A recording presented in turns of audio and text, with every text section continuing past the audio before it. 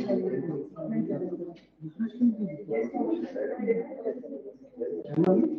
ma'am.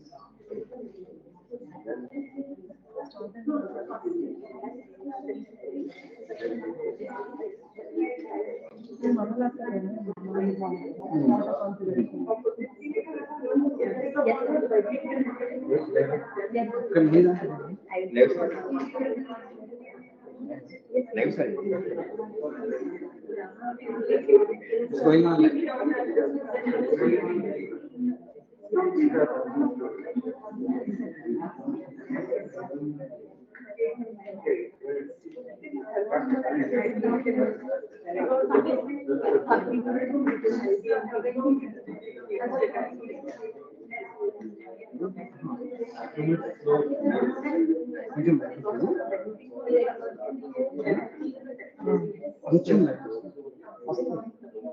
అదే attendance secretary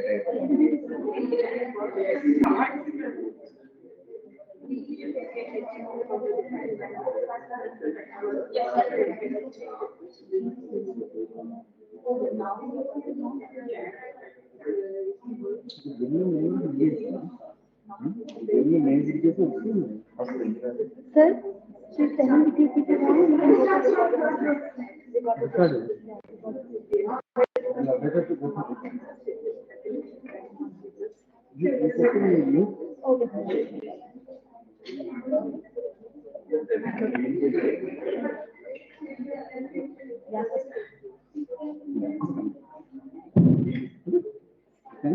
A very good and warm morning.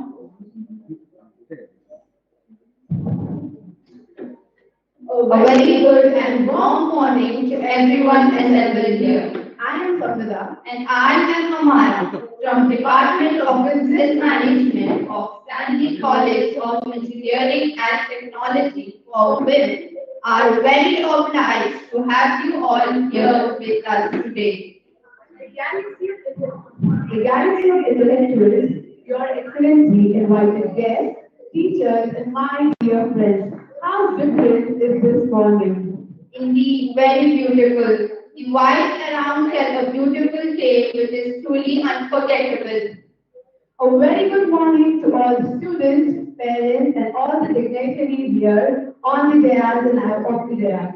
It gives me immense pleasure to welcome you all to the 12th Orientation Day program in Stanley College of Engineering and Technology for Women.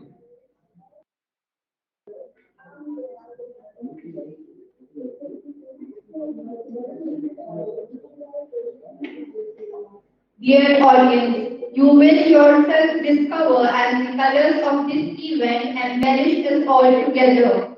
Today is the day where the students finally get to know about their new journey in Stanley College of Engineering and Technology for Women and build their bright futures from here. It is a day to start a new journey and put all their efforts to approach their goals and have a successful life ahead. All the staff members, our honorable principal, director sir, respected chief guests, and we are really glad to welcome you all, new students, to our Stanley family. We know that this day is very special and a much awaited event in every student's life and is the celebration of the new journey. Stanley College of Engineering and Technology for Women, due to its innovationism, dynamism, persistence for seeking and adopting innovative methods to improve the quality of higher education, has now established itself as one of the leading women's colleges in Hyderabad. The vision of the Department of Business Management is to empower the girl students through management education to develop globally competitive women managers with a concern for society. The department also endeavors to provide management education for girl students to make them competent and confident to succeed in management, professional practice, and advanced learning.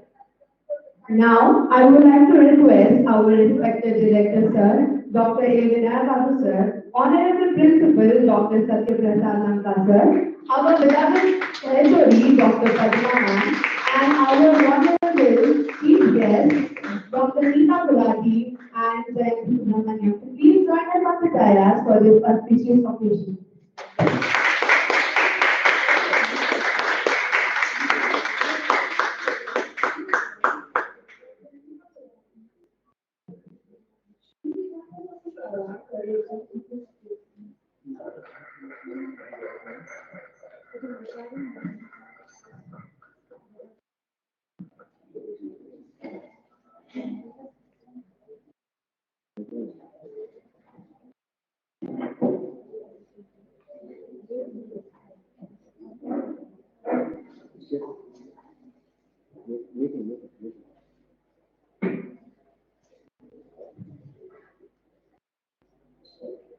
As a token of gratitude to the Honorable Chief Guest, I would like to ask Salima to present a bouquet to our Chief Guest, Ma'am, Dr. Nita Gulati, Ma'am.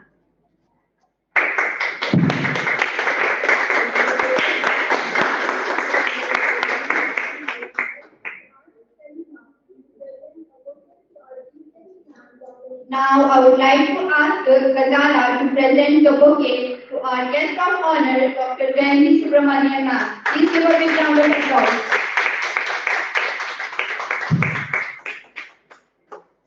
As our college tradition follows, now may I request all the dignitaries on the stage to please step forward to begin the Latin etiquette ceremony.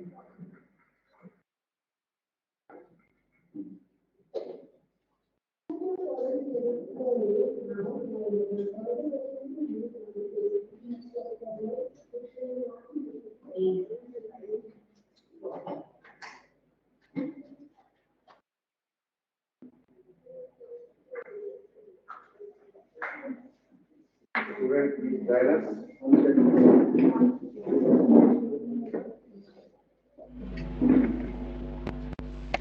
Student, please guide us.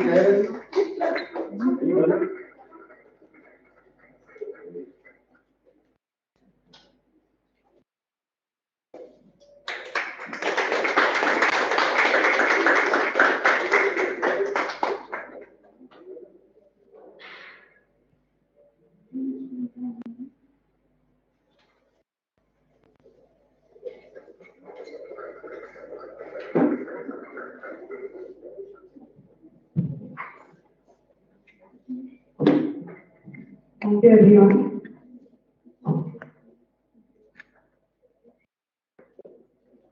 Now, may I request everyone to stand in honor of national song presented by Ranjita and Preeti.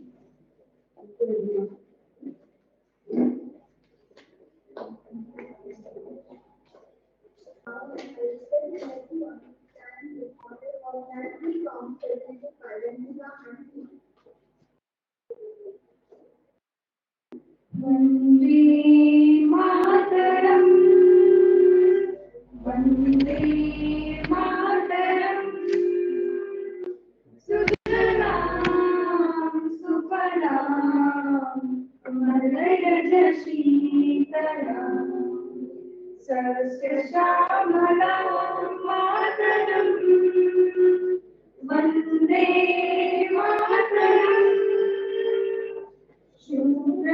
Jyotsna Pudakitayamini Kullakusumita Dhumadhara Shobhi Suhasini Sumadhura Bhashini Sugadam Varadam Mataram Vande Mataram Vande Mataram.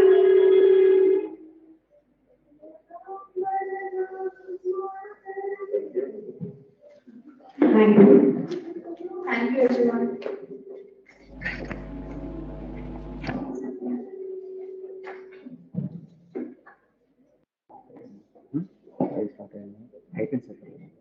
Now it's my privilege to welcome the Director Sir of Stanley College of Engineering and Technology,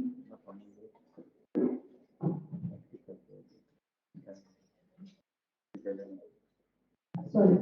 Now it's my privilege to welcome the Director Sir of Stanley College of Engineering and Technology for Women, Dr. A. Vinaya Babu Sir, whose presence makes the entire program glorious.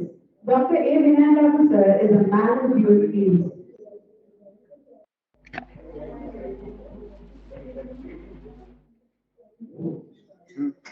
Dr. A. Vinaya Babu Sir is a man of few deeds, EPE and PLE. He has done PE and ME from University of College of Engineering, Osmania University, and MTech and PhD from JNT University. He has put 30 years of academic experience coupled with 17 years of administrative experience.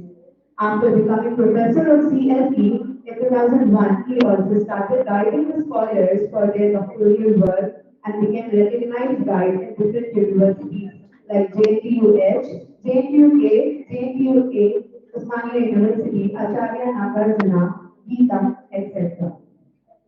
He has guided 25 PhD and other 5 undergraduate programs. More than 100 publications are at his credit. During his period of headship 1997 to 2004, he has introduced 2 PG courses daytime and 1 PG in evening at college and started research activities in the department of CSE. He is instrumental in getting recognition for UG and PG courses. He is a man of notice who has played a prominent role in development of educational institutions. So now I would like to call Sir on the dais.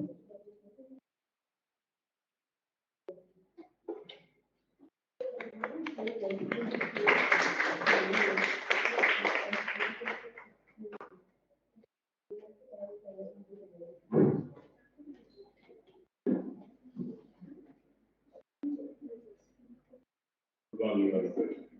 Today's chief guest, Dr. Nita Abdullah, and the guest of honor, James Government, and very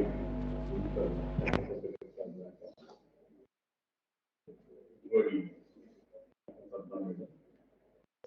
another teaching faculty, young students, especially the students who are not looking directly here, but the students who guide the college and observing us on online. And the students and their parents all heartily welcome all of you and the family. Though I have maybe 35 years of experience, but this year is giving me entirely a new experience because not there in the entire 35 years. Because of pandemic situation, because of this particular the situation which has come, the really challenging one, and especially the management is the department who always solves the different problems and challenges to be faced and solved by the department of management. Really, as future managers, I really appreciate all of you for choosing MBA as your career. For other courses like graduation course, intermediate, 10th class, whatever it is, all the courses are guided and accompanied by your parents. And when you are joining those particular courses, you are not major. You are not citizens directly. But whereas this particular MBA course, when you are guiding postgraduate course, it is a course which you have chosen on your own. After becoming a responsible citizen of India, you are choosing this particular MBA course. Really, entering into a PG is different from entering into UG.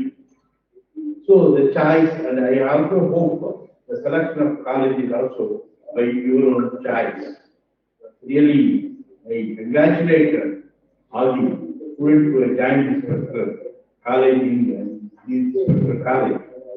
Because the Stanley College of Engineering and Technology for Women, so this is a part of Methodist Church in India. Methodist Church in India has started its educational career around 120 years back.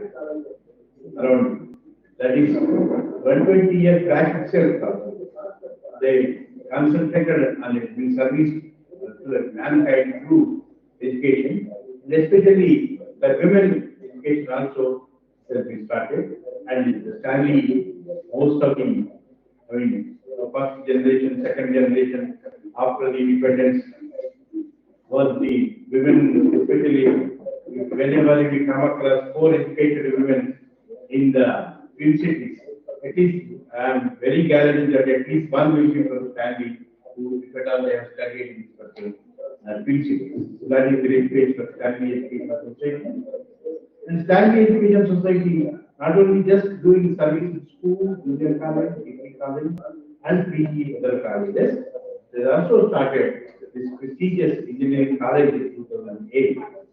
After starting 2008, this particular engineering college, 2009 itself, we have opened the PT course also, that is this MBA course was also started in 2009. So now, maybe 11 batches went out, 10 batches has passed out, and 11 batches in the 5 years, and you are the people who joined at the 12th batch. So that is 12 is the prestigious, auspicious day, auspicious number, because we know every 12 years, Pushkara will be coming from the people. So that is the greatness of this 12th year. So really, as auspicious Pushkara, they are also entering into this particular college. We also take same privilege of welcoming all the students. So this particular engineering college, we're not only just starting an MBA, but at the same time, it has a great record, because in this particular MBA department for last 10 batches which has come out, there was no single failure. 100% pass out is a great test of this. And because of this particular college is coupled and joined, along with the engineering college, generally engineering will be very good for the placement and training. And we also, along with MBA, along with engineering students, even the MBA students are also offered placement and given opportunities for placement. The students who are very much, whoever interested in placement, the college is almost providing a placement for them. But most of the management women, they will be interested in their own other career also maybe. But at the same time, whoever are interested in placement, we are also trying to give the opportunity. Not only just giving the syllabus of management, but also because of advantages of being a big infrastructure of engineering college, that is the laboratory facilities, different computing laboratory facilities, and different communication skills lab that is there for the engineering students as a part of curriculum. Though that may not be the part of curriculum of MBA, but we are also providing that particular curriculum opportunities for the MBA students also. So not only that, the latest trend, that is IT industry, the latest industry that is came, as our chief guest will be asking more about that particular data science field and computer science field. I will be a professor of computer science. I will be slowly, but let that maybe come out really harsh mouth. That will be a better way of discussing that particular thing. But anyhow, we are very proud to say we have started. A new branch of engineering in the syllabus of data science and machine learning and IoT. The last year itself. That is, now this academic year, AICT and different universities has risen and said they have introduced AI and data science as a course in maybe around 10 to 12 colleges in Hyderabad in our particular state. But we are ahead of those people. We started a special branch in the name of computing engineering in the same syllabus of this particular data science and all. So that is, we are learning that. What I want to say is, just think of Usmania University history. Usmania is also more than 100 years of history. In the prestigious Usmania gallery, a new branch after, I think, it is around, after 30 years, a new branch of engineering was started in Usmania. That too, I am very proud that is there in Stanley College of Engineering. That is significant change that we have introduced. We are very proud to be part of that particular interaction by Usmania University and then the Vice Chancellor, Professor Ramchandran, who was Professor of Computer Science and expert of computers and IT field, he was very glad to permit us, and we have started the course. So really, the journey is not only just giving the education and making the students graduate, but at the same time we are also fulfilling all the goals that we relate. That is, for any engineering college, we conducting the accreditation by MBA should be there, and accreditation by NAC should be there, and the college also provide not only just PG and PG, it should also be from PhD. And at the same time, it should become autonomous, and in these aspects of classes, we can go to the university, so on and so forth. We are having that journey. And we have crossed the stages of MBA accreditation for our UG courses, and at the same time, NAC by A grade. Getting a NAC A grade is really a great one. So that NAC A grade also we have achieved. And not only just even autonomous status also, unfortunately because of the pandemic situations, the inspection was delayed by almost a year. This academic year, the batches were joined. This year, we have become first batches of autonomous college itself, but unfortunately, because of this pandemic situation, it is delayed. So now that inspection is Inspector January 23rd and 24th, that inspection of autonomous is there, and we are doing. It is only formality of the inspection. We are very proud and we are very confident that we will certainly get autonomous college. 10 years that is the maximum period that EDC can give. So we are that process.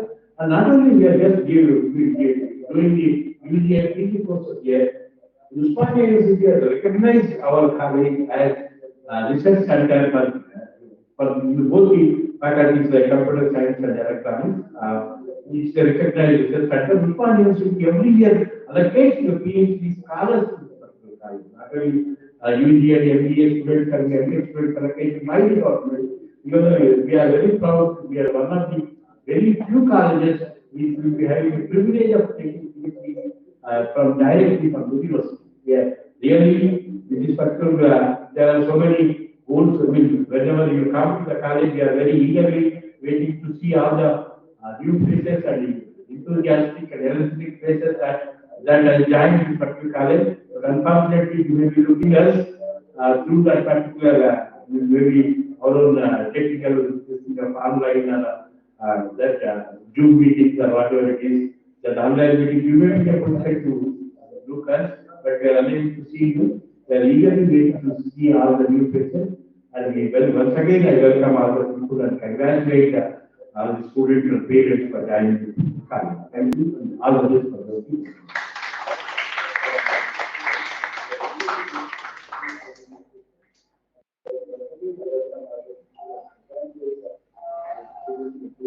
Thank you so much, sir, for your kind words. Now, I would like to address our beloved HOD ma'am, Dr. Y. Padma ma'am, who has been consuming herself to light others.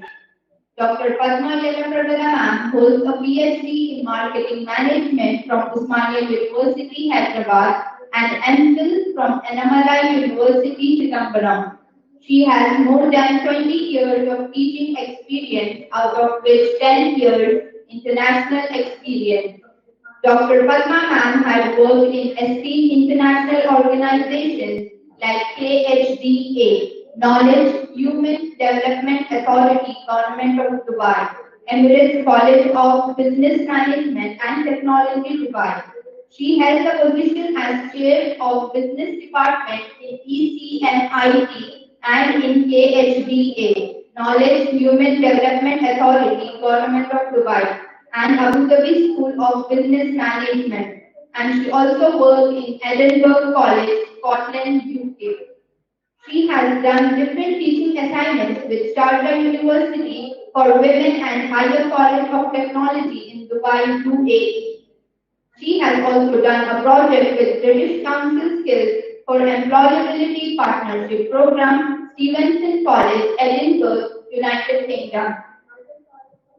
Dr. Padma ma'am has done different marketing consultancy with Academy Federal Government, APHUW, APMS Wales, Swiss Business School.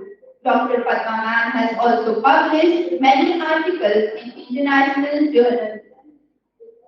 Dr. Padma ma'am has also published many books, talent analytics, data-driven insights into human capital management for organizational transformation, edited a book, Post-Pandemic Economy, Challenges and Solutions, July 24, 2020. She presented her paper in the 4th International Conference on Engineering Technology, Science and Management Innovation, IEEE, Institution of Electronics and Telecommunication Engineers, on 26 March 2017. Delhi also paper got published in the journal Topic Cultural Dimensions of Career Success, a study into the career development aspirations among government employees in Dubai with ISDN. Please give a big round of applause for Padma ma'am.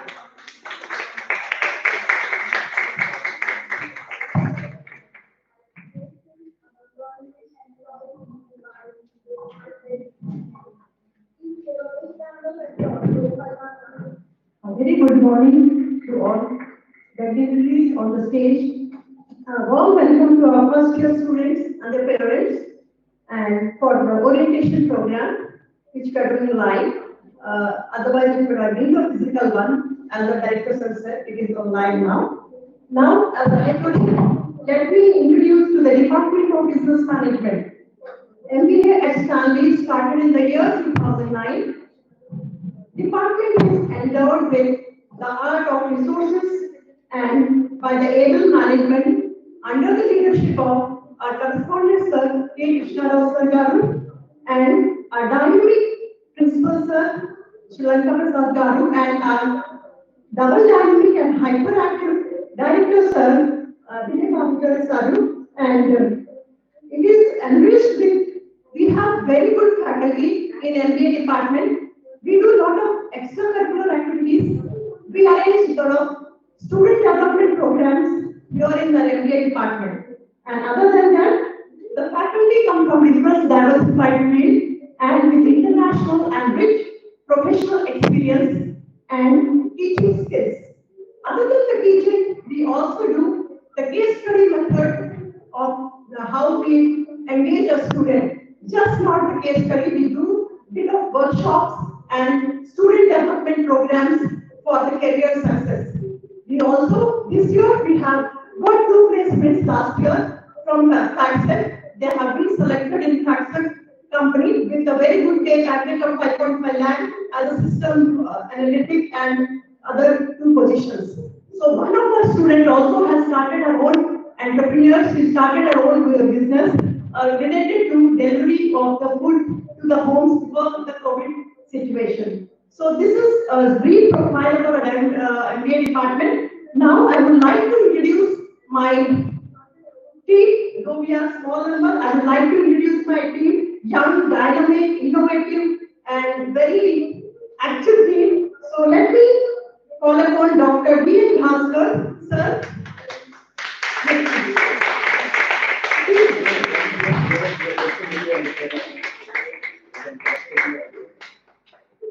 He is having more than 20 years of experience and is almost completing his PhD. Now I would like to invite Mr. S. Vijay Kumar. Vijay sir, Vijay sir. He is he contributes to every direction. He is a very good editor, he is a very good reporter, and all-round performer. I can call him as an all-rounder. Next, I would like to invite Ms. Amala Kumari. She is IIT for my department.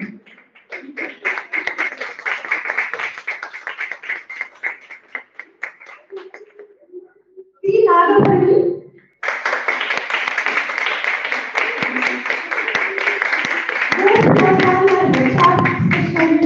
But she teaches all subjects. That's really great. Syed Afshan Sultana. She is on maternity leave. She will be joining us back in the month of February soon. Okay, and Hasina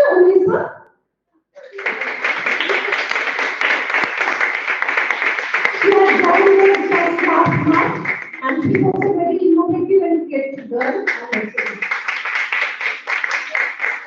this is a brief introduction of our department, and we all are like a small family in the class. We are very strict. We deliver a subject, but outside the class, we are mentored, we guide them, and we help them to select their different career options. So you can feel free to come to us personally, talk to us. As an aside for each and every student, we have mentor teachers who will be guiding you for any of your problems or anything to be solved will be done by our mentors, and even you can feel free anytime you can walk into my cabin, there is no restriction. I follow the philosophy of Tata. Ratan Tata always allows his employees to come to his cabin and come up with his problems, their employees' problems. Similarly, I will encourage all of you, anything to be solved, you can just walk into my room. And our principal sir also is he loves students so much, and he's missing the students now a lot that I could see from his face. Okay, so that's all for the talk from my side.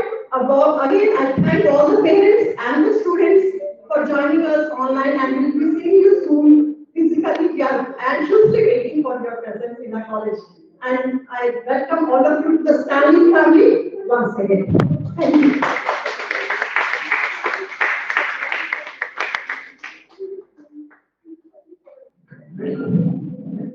Thank you, ma'am, for such an informative speech. We are honored to have you as our HOD. Next, I would like to introduce you all to our respected chief guest, Dr. Neeta Gandhi, whose inspiration and vision is guiding us to climb hero heights in the field of education and make ourselves the best. Dr. Neeta Gulati is a data science professional, mentor, and career coach. She has MPhil, PhD from University of Delhi, PG BCom and Econ diploma from CMC. She has 13 years of experience with leading corporates like CMC, Capgemini, and IBM. Currently leading IT Nurture Talent consultancy services, training program providers. Dr. Neeta Gulati has coached and mentored aspiring graduates and postgraduates of various streams, including engineering and MBA. She has trained BPC, Asia Pacific Associate under FDP program and imparted trainings on various employability skills for PGDM, graduating science, commerce, and engineering batches. Recently, she has trained academic agents and students on Python and different modules of data science, machine learning, and artificial intelligence. Dr. Neeta believes in energy-driven, impactful learning, which translates lessons into behavior. She is passionate about empowering and transforming individuals through teaching, training, and practicing a healthy lifestyle through yoga, healthy diet patterns, and other spiritual ways. Now I would like to invite you all to our beloved chief guest, Dr. Neeta Gulati, a great personality to come on the stage and share a few thoughts and ideas with us. Please give her a big round of applause.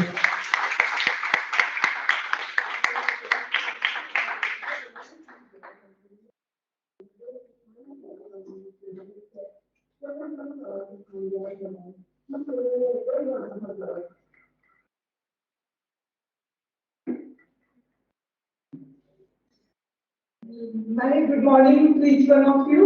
Good morning, every student, faculty members, directors, and principals. Very good morning to each one of you.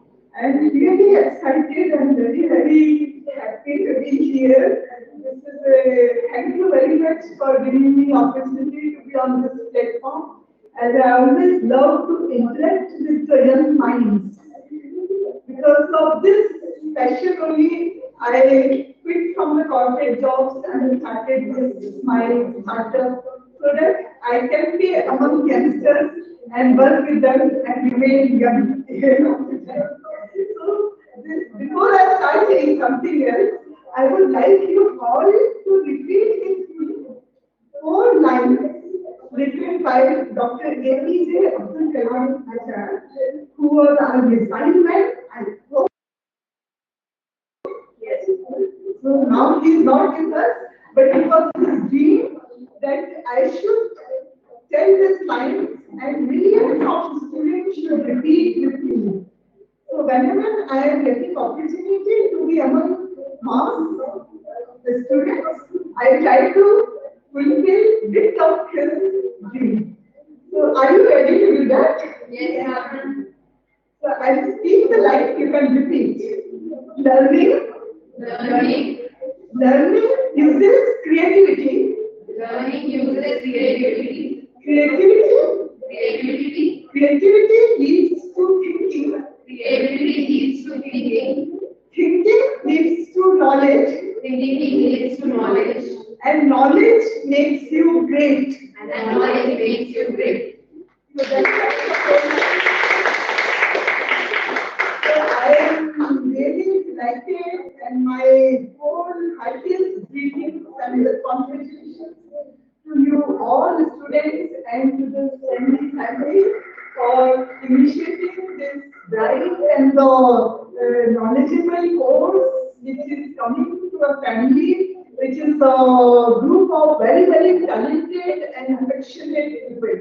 So I feel that you all are in very good hands to grow and learn. And this journey is not only learning, as we started with the word of creativity. So you are leading to the path of creativity, learning with creativity. Because creativity is something which will stand you apart from the mass. So why you are with the Stanley, not with the any other MBA? You want to stand apart. That's what the first dream is, and that's what they are looking for. Padma Madam is working hard for all of you to make stand away from the mass. So never leave your creativity, never leave your thinking path. Continue with this approach. Definitely you will gain a lot.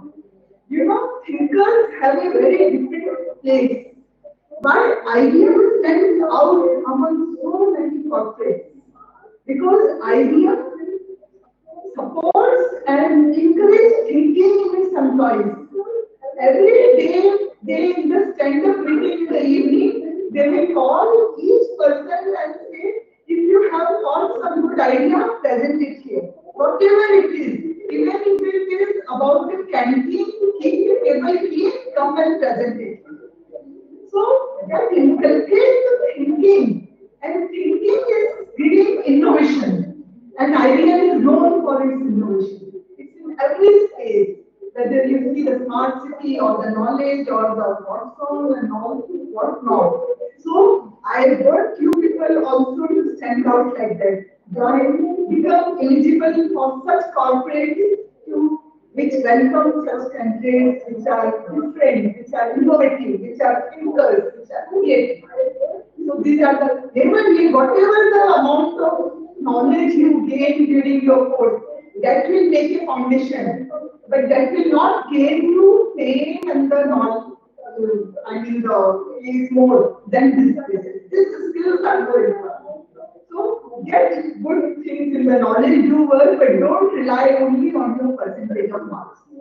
Even if you have to give up few things for sake of joining Padma Madam in arranging some program in a very creative way, you should give preference to that.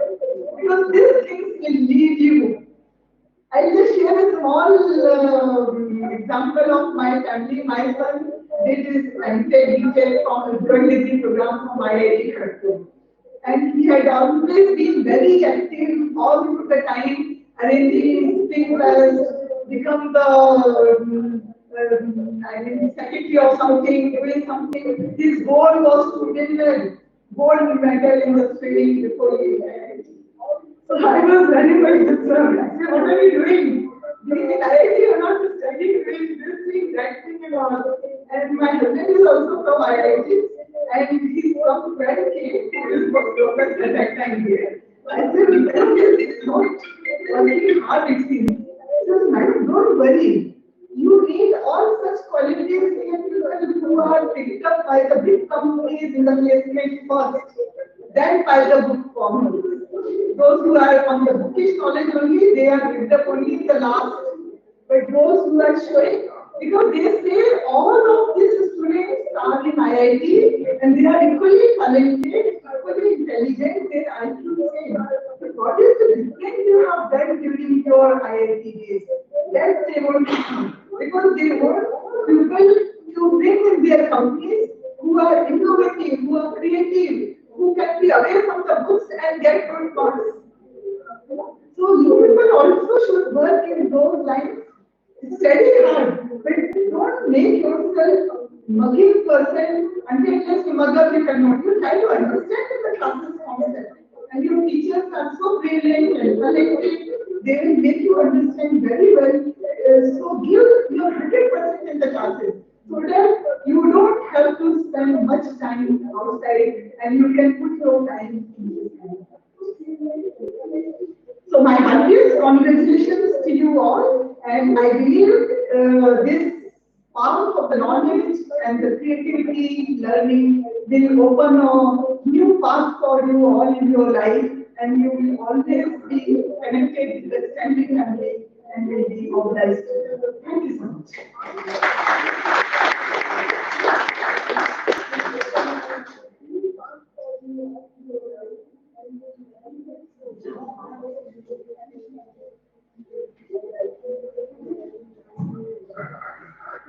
Thank you so much, ma'am, for enlightening us with your informative words. Now, I am profusely elated to take the opportunity to introduce to you our guest of honor, Dr. Jayanti Subramanian, ma'am. Dr.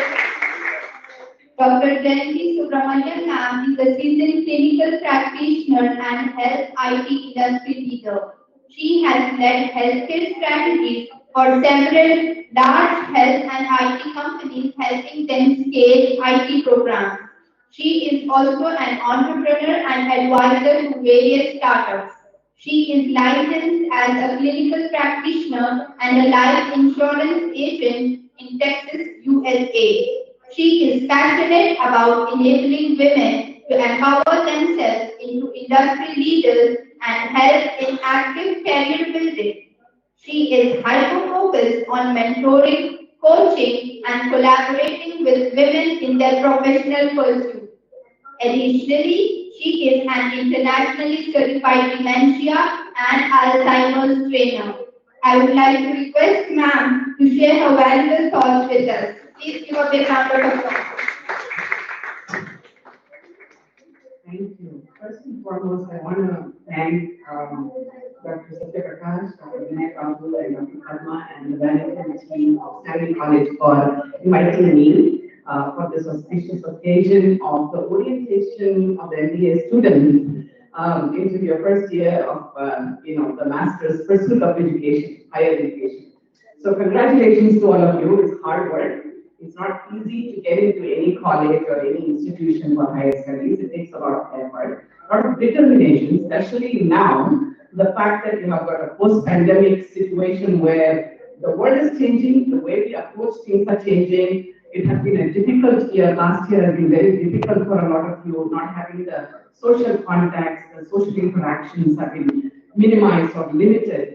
And despite all of that, a lot of the students across the globe have been able to pursue what they want to pursue, their dreams, their aspirations, and then get into colleges. So that speaks volumes about you. So kudos to all of you for having joined it, and congratulations to the parents having pursued and helped your children get into this college for their management degree. So now with that, I'm not going to spend a lot of time. I think Dr. Neeta Gulati, Dr. Padma, Dr. Vinay, they've all spoken to you all about what this college can offer.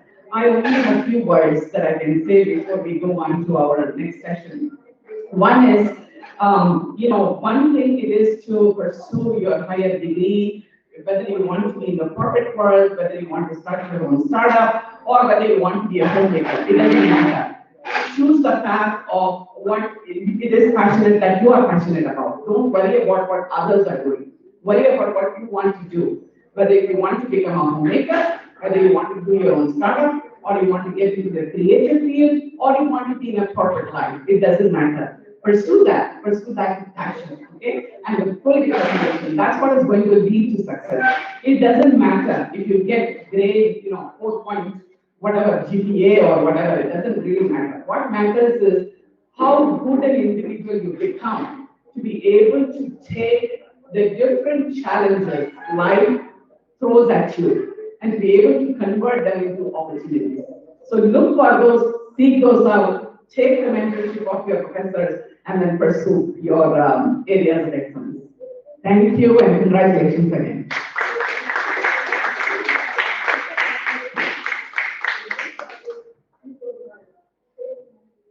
Thank you so much, ma'am. We definitely needed that in this pandemic situation. Now I would like to introduce our Honorable Principal, Dr. Satya Prasad Lankar sir, who is the pride of this academy. Dr. Satya Prasad Lankar sir, with over 18 years of experience, has taught in Bangalore Institute of Technology, NBKR Institute of Technology, TRR College, and Narayana Engineering College. He has over 7 years of industry experience in SS Infotech, Los Angeles, Computer Integrated Services, Hyderabad. He has held various positions as a professor in ECE and director of R&D. He has made international and national papers published to his credit and has taken part in numerous conferences and presided over proceedings involving the best intellect. We are all honored to have him as our principal. Please give a big round of applause for Dr. Satya Prasad Lankar sir.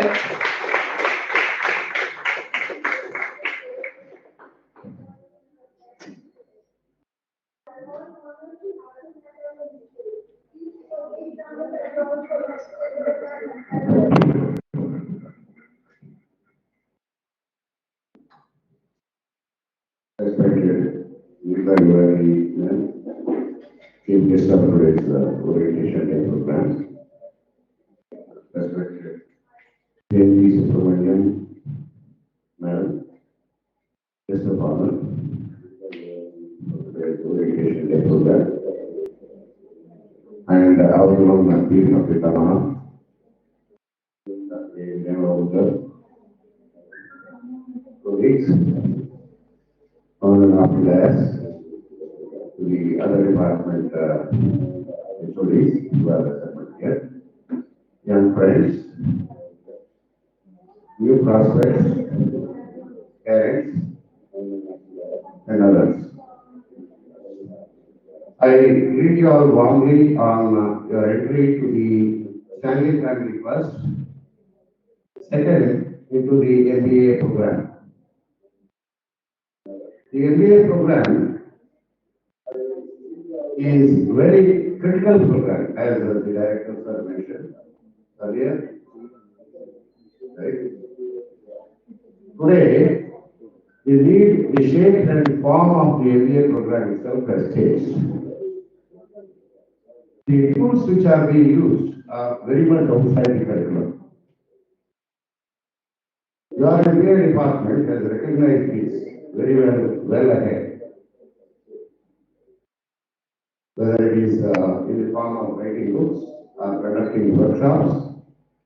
Today, sir has written books on in changing trends, right? In the MBA requirements. And Padma Madam has conducted workshops on digital marketing for the benefit of the students. And the department has conducted various activities within the department, including where they have roped in me also into those activities to interact with the students, and that has led to some real life experience. The changing form of MBA is what you all should realize, what is very important for you. As you are entering into this program, it will be very good if you set your priorities right now. The days of selling, MBA used to be selling Oxford dictionaries at bus stops. You will see MBA students doing their internships, doing such type of jobs, going from door to door selling classes or pens. Those days of marketing are outdated. Today, precision marketing is what is required. I hope Madam address, Madam will be throwing a lot more light on that particular point. And recently, all of you all are undergoing the same discussion. Do we move from WhatsApp to Signal? Why are we discussing that? It's because WhatsApp is going to sell our data or giving access to our data to Facebook. Okay. So what's the big deal? The big deal is they get marketing benefits. They get the ability to know when you are purchasing a book or a shoe or nail polish. Who has searched for what? Based on that, you will be inundated with options, directing you towards a particular product, increasing the sales of that product. Targeted marketing. It's not like you just throw stores all around in all directions, which was the earlier marketing, which is done, and hope it will stick. Now you will select a target and throw a store and better be sure outs comes from that side. That is one thing. Second, evolving trends. That's another area. Data scientist, Nita Gulati will be addressing ago. Emerging trends. Are we one step ahead? As directors have said, we have analyzed the changing trends and we apply for the requirements, skills requirements of the future, and we have introduced courses ahead of even the national body is. Okay. So we have used the data science. There's something called as marketing science, management science. The tools required for them are different. It's very, all these are common sense knowledge. But the tools for converting an intangible into tangible. Okay, something which feels, converting a feel into a value on base of which we invest our money, effort, time, etc. For that also the department is conducting several workshops. हम तो भरोस सकते हैं, we can supply you very good meals. Unless you are consumed the meals, gain the strength and stamina, there will be no outcome. As Director Sir was saying, we are getting very good results, 100% results. Are we getting 100% life? Is the next question you must ask. Are we creating 100 lives? Or are we creating 100 degrees? There is a difference. Lives are, I remember one student, when I went to the interaction in the class and I asked, what is your objective? He said, he wants to die. Wells Fargo. She is very clear about what she wants to do. So that's a very hard objective. Wells Fargo. So that was not more Wells Fargo. New to us, new to young lady. And which she did do an internship in that. Come up with what is your objectives. Have a plan of action. Get it evaluated and mentored by these spirited young ladies who are here guiding your path. That is when we make 100 lives, 100% lives. 100% easy, a degree is the easy part. Because all of you are already graduates. Graduates will behave responsibly, so the results will be. Right? But are we going in the direction we want? Are we setting our goals and achieving them? The roadmap for the college is there, and we are going on achieving the roadmap for the college. But in that process, we want everybody to be with us, including the MBA students. Many times I feel, as Sir indirectly mentioned, there are in the engineering college and MBA department, you have feel that you focus is not there on MBA. That you focus is not there everywhere. You ask anybody, IT students will tell me you focus is not there. Stop asking that question. Ask what I have done. Learn like you are going to live forever. Live like you are going to die tomorrow.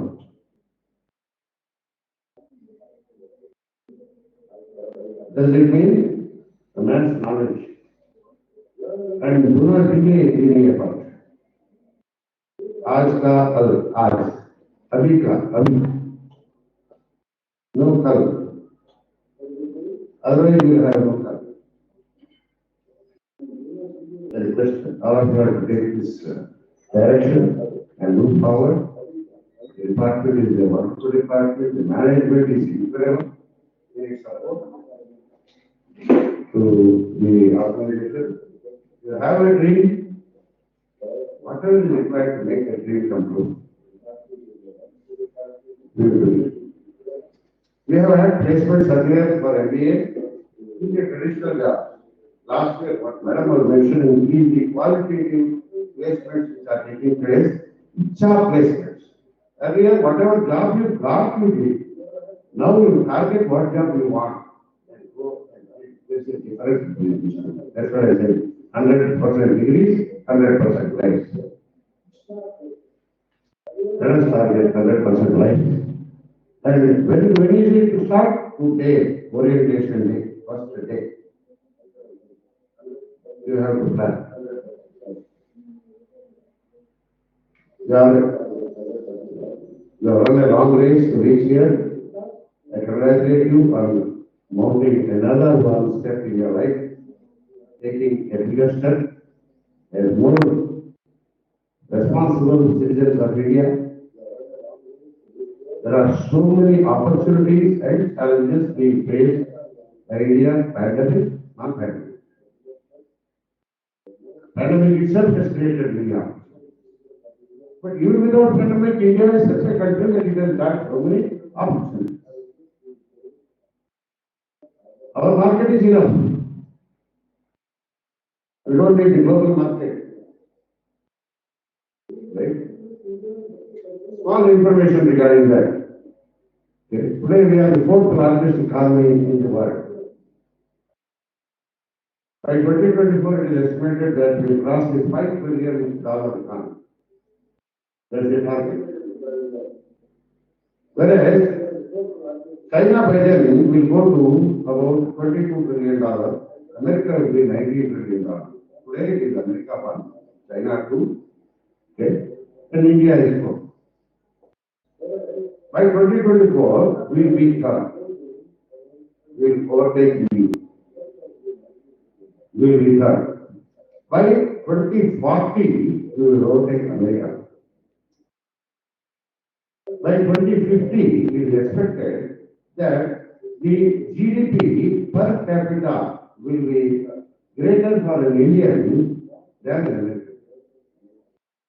Even though, you see, America is about 18 trillion today, we are about 3.5 or 3.2 trillion. Does it mean we are just six times behind America? No, our population is 3 times larger than America. So actually we are 18 times behind America. If India is going to grow at its current rate, at even a nominal rate of 5%, okay, we are going to be a nearly $75 trillion economy by 2050. With this 3 trillion, we have got Tatas, Birlas, Adanis, Ambanis, all these people. With 75 trillion, what is the pie you are going to eat? What are the opportunities, incredible opportunities ahead of you? The whole world is looking towards India for leadership. Not a joke. Earlier we were service people, now we are intellectual powerhouse of the world. That is the opportunity your life. You start now a sincere journey in entrepreneurship, as Madam will be emphasizing again. The third aspect is very important there. Please listen to Madam very carefully. Take things and points from her, because that is the opportunity to lying ahead. And who are viewers? I believe, I don't know how right I am saying this as a male person. I believe you are uniquely know that by nature women are recognized. We men are one after the other, we can do that. Somehow, you all can do everything.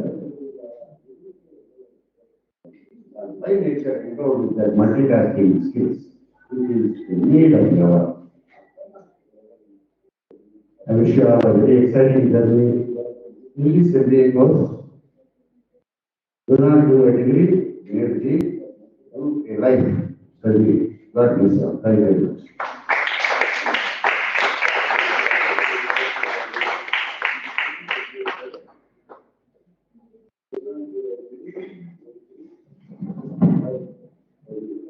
Thank you, sir, for sharing with us your wisdom of birth. We have been fortunate to be assisted by such principals. Sir, you have been a constant support and encouraged us for all this. Thank you, sir. Now we request our director, sir, to present a memento to chief guest of Geeta Gulati, ma'am, as a small token of love.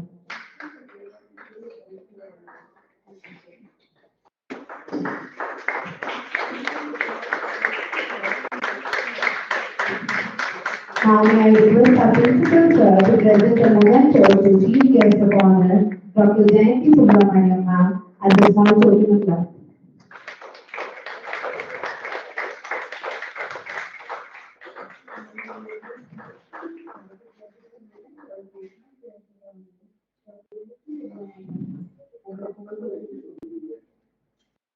May I now invite Bhasar sir to deliver a word of thanks.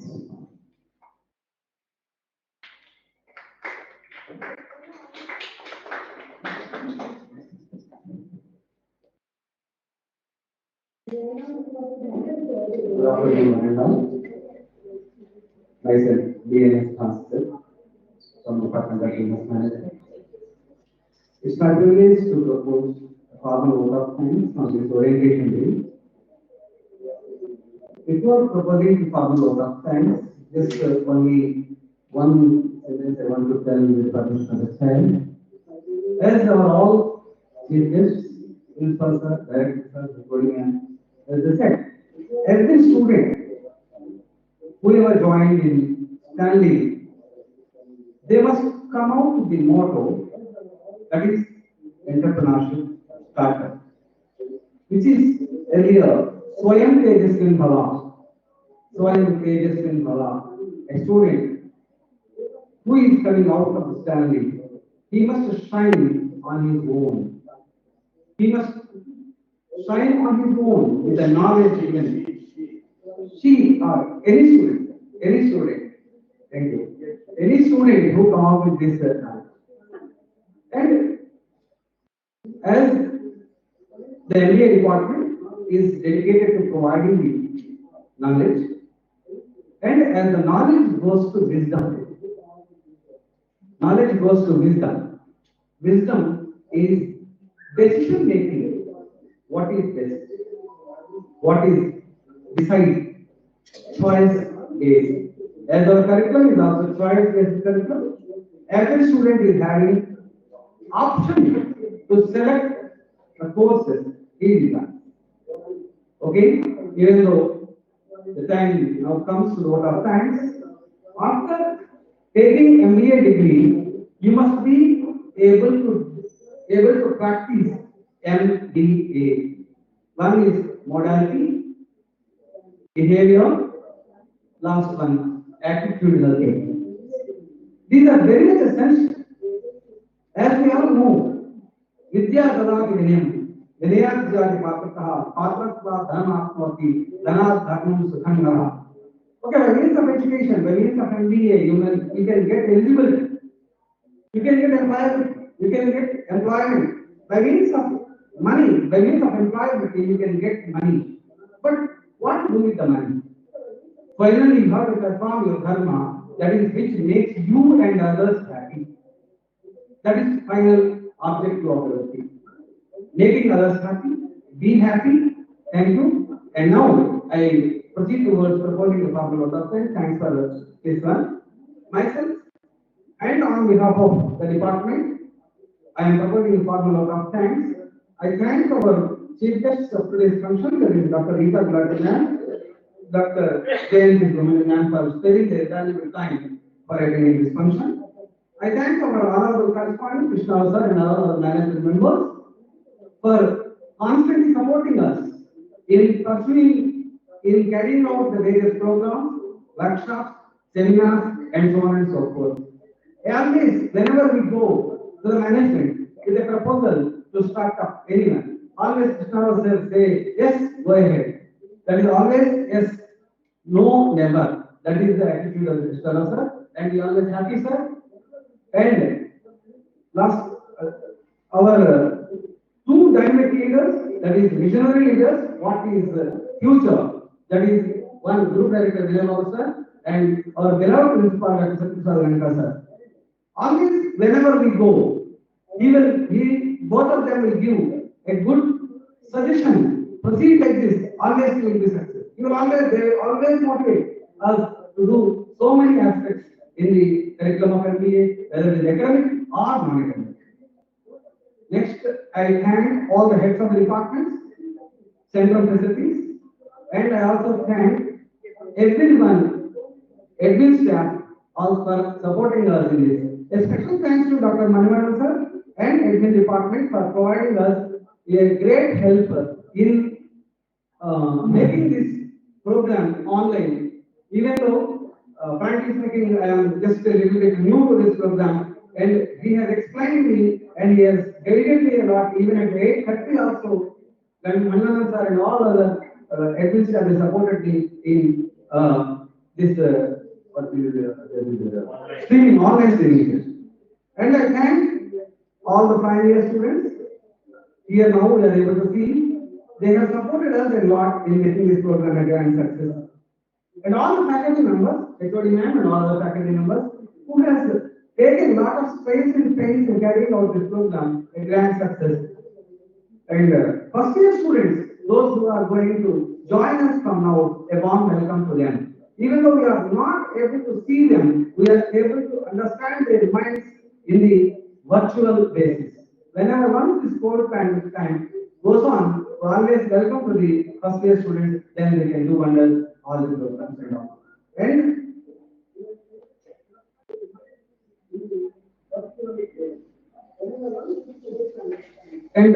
at the same time, I express my thanks to Vinay Kumar sir, who has given a wonderful flyer for the purpose of YouTube streaming, and all other admin staff who have supported us right from the beginning of this program to the end, keeping in view of the time constraint and all other factors.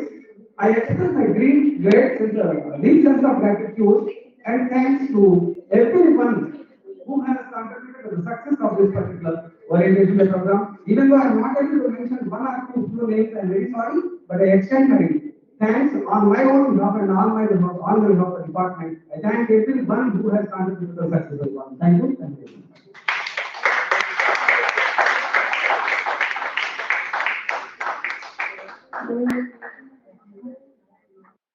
Thank you, sir, for your kind words.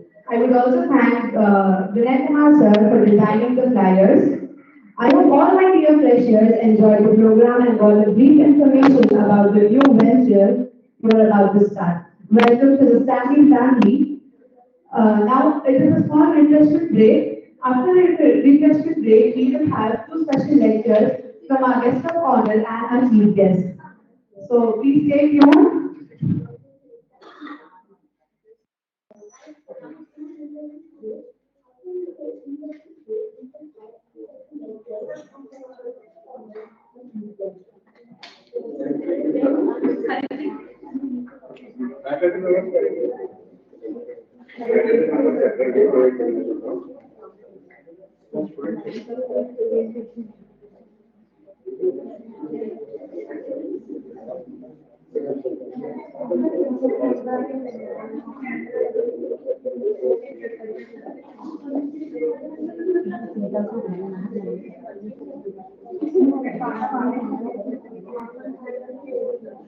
IPhone नहीं है किसी के पास।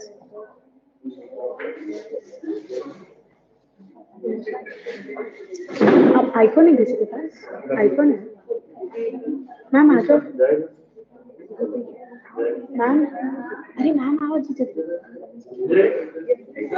Okay, I'll inform you. 1 minute.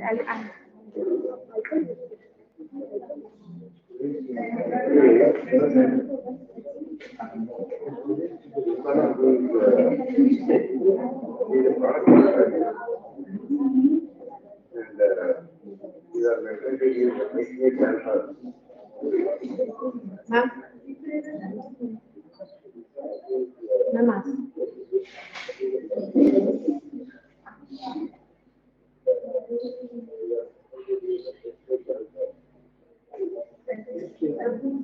Students.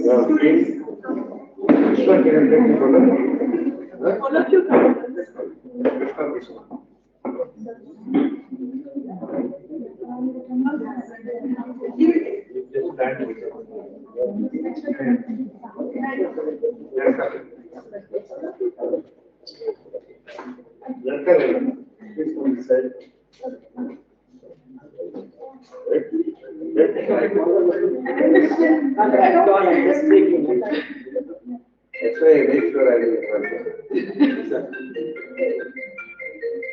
And I make sure that I go far away from you.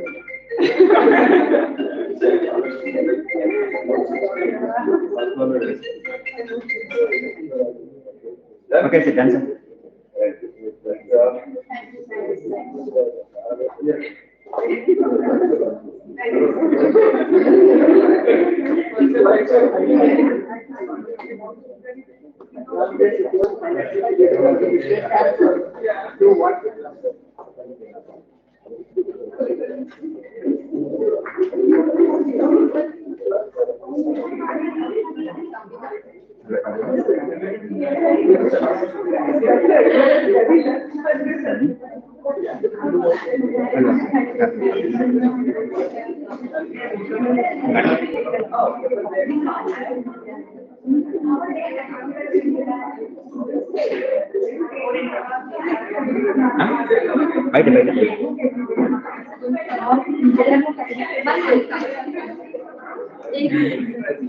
अभी दूसरी बार खत्म करिए।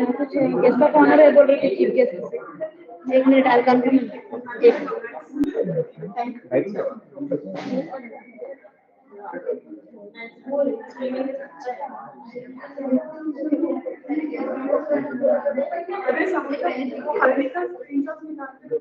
What is that girl? मैं बोल रही थी watch your limit progress को आती है नहीं, 2 स्पेशल लेक्चर्स है अभी 10 मिनट की ब्रेक के बाद। ये थोड़ा सामने हटाना है। 10 minute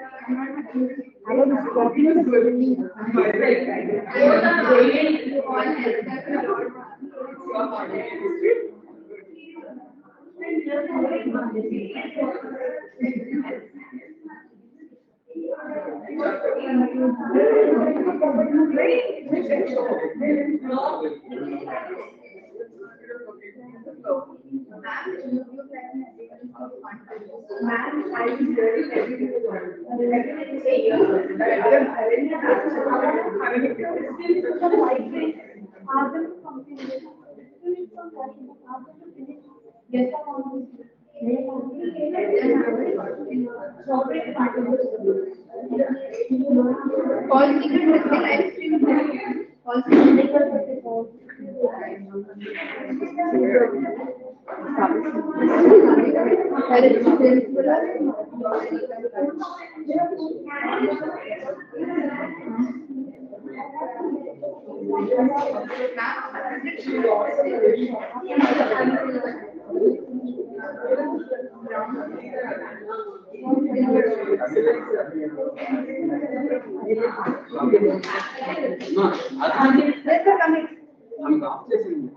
Shall I ask the phone?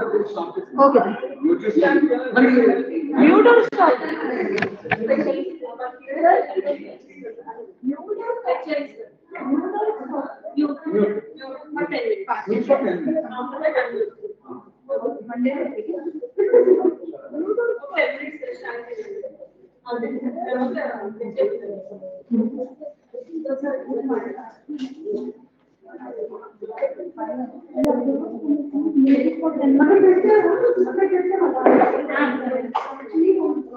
See, sir, we can't mute or pause for this. Mute or pause, we can't do this. Ask them to come, finish up now.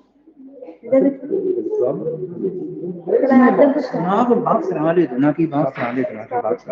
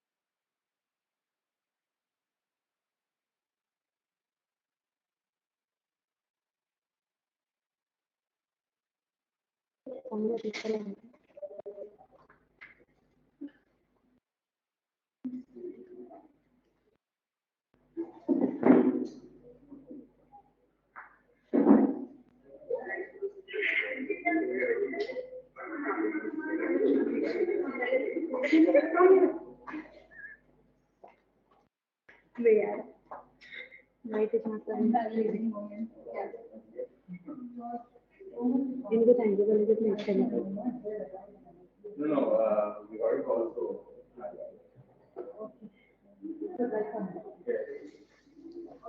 And Vinay.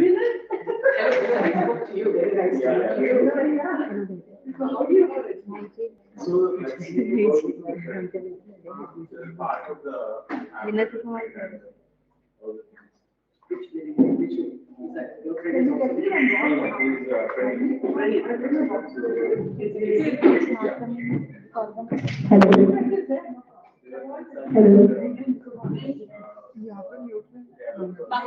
Madam की drink है। ये reload करो तो हो जाता है।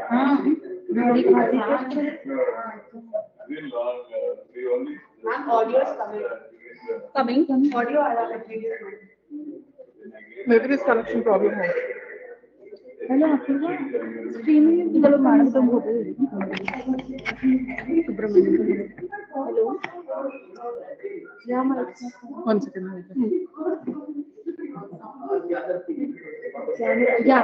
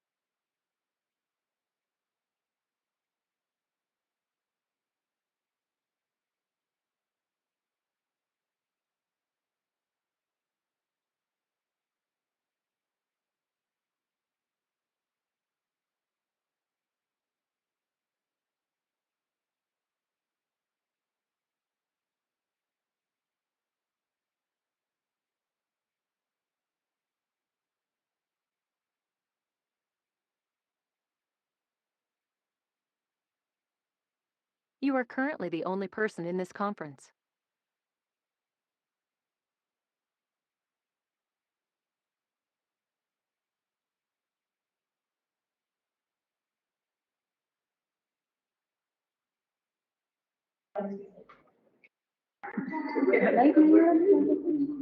Wait for 1 minute. That is what you have opened. Like it. उनको बुलाओ ना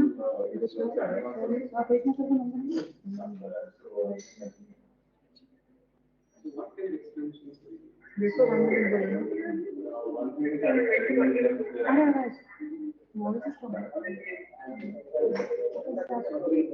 एक कैमरा ऑन कर लो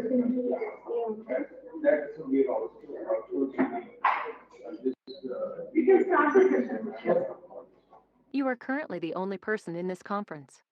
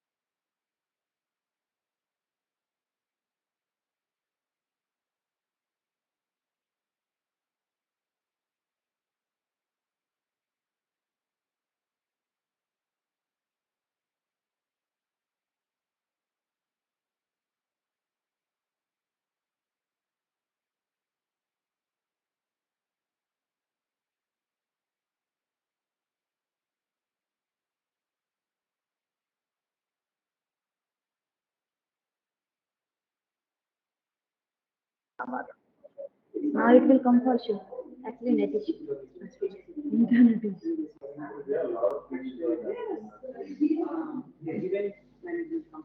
Yes. Okay.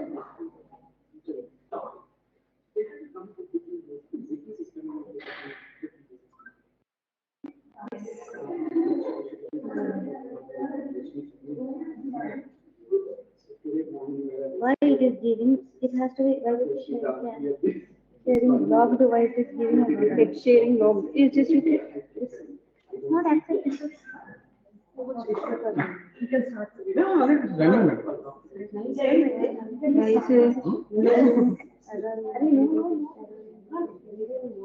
No, ma'am. 1 minute. Just Error is there in the. error in Call somebody fix Yeah. it. Come, next session is for me. Yeah.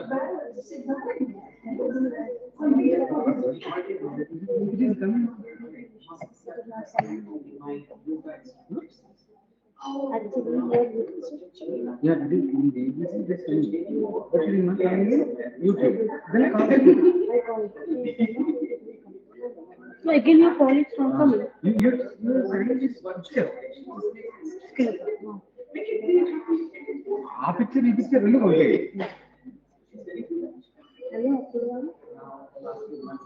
Stream is not coming over the Sina one. అయితే మన ప్రశాంత్ మాట్లాడడం ఉండండి. Call somebody. Yeah, we are calling Prashant. Prashanth మాట్లాడమంటారా? Okay, BBB link I will be sending you. This one.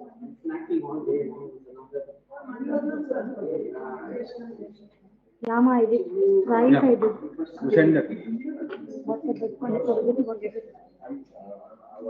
One minute. Be online and be record on. Be online.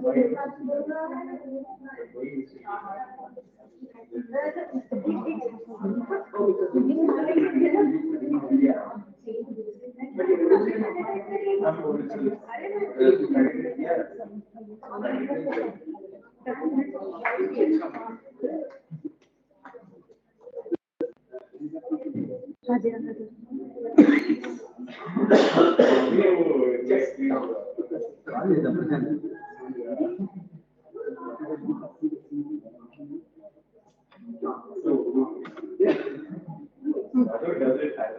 One minute. ఆయన ఏమైనా stop చేశారండి. ప్రశాంత్కి call చేశారు. We called.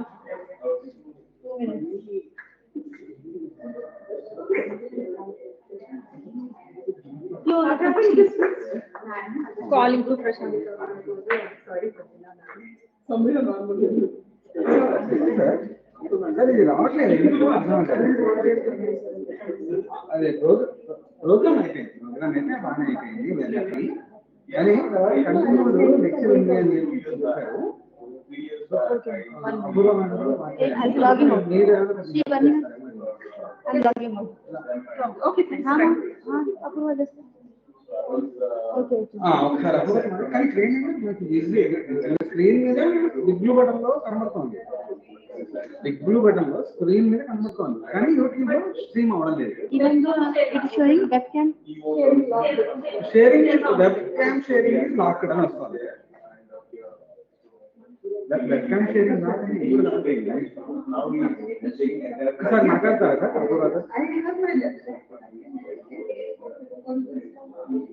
అవ్వాలి ఒక half an hour అట్లా పాటు stream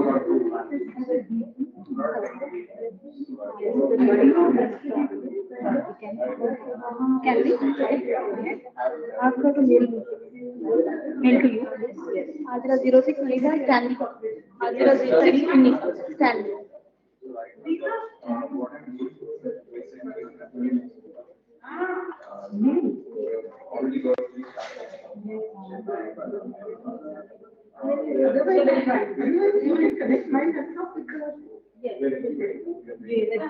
I have a net drive link.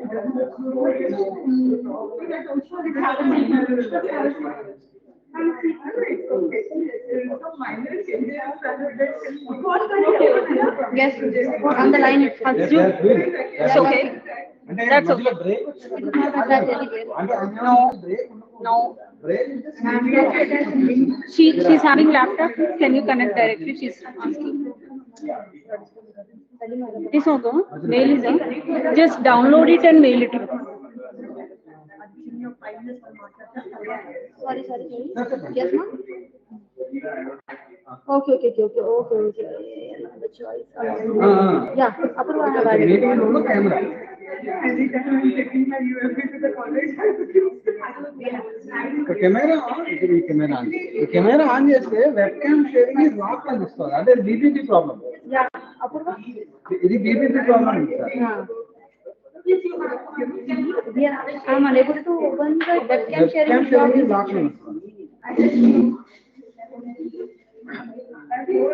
లేదు అంటే మళ్ళీ రీలాగిన్ అవ్వమంటారా? ఒకసారి ట్రై చేస్తాను. లాస్ట్ లేదండి ప్రాబ్లం ఏం లేదు, లాస్ట్ టైం కూడా లేదు అక్కడ, మళ్ళీ అగైన్ రీలాగిన్ అవ్వండి.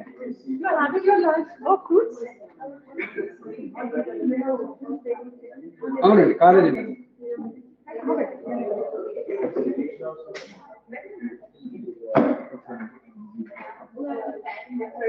Sorry, Apurva, I did not get you. చెప్తాను. You are able to see your camera. So, are we anybody is visible to you when you have switched on your camera?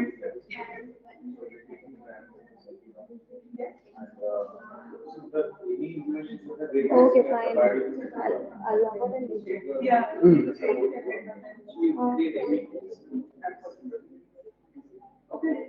Yes, Apurva.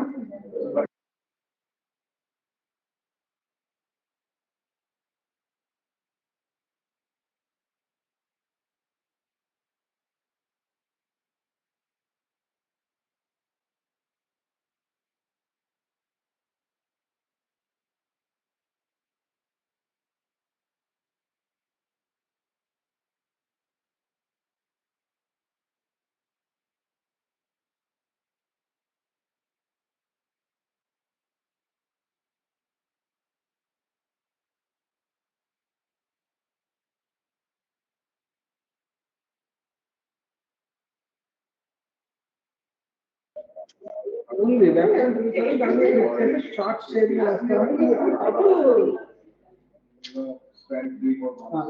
ఇప్పుడు వచ్చింది. లేదు webcam sharing ఒకసారి రండి మరి. Yeah, it's coming.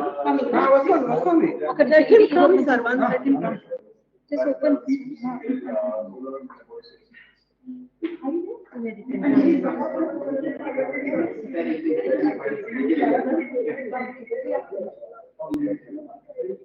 Samrita, just have a look. Is it coming? YouTube is coming. Yes. Coming. Yes. It is coming. HOD, Padma, it is coming.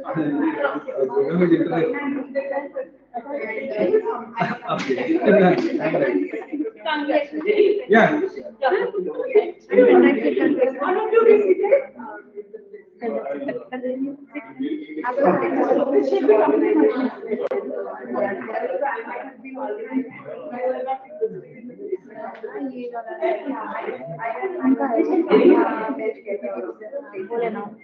Okay, all of you. Ma'am,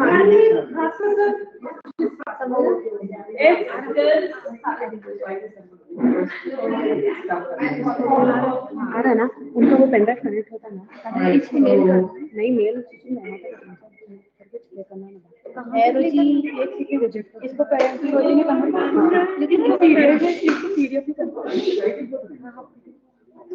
it has to be converted into PDF, otherwise we can't do it. You have to share the screen.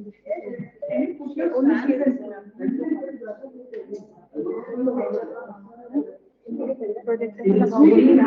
streaming. Yes. 1 minute.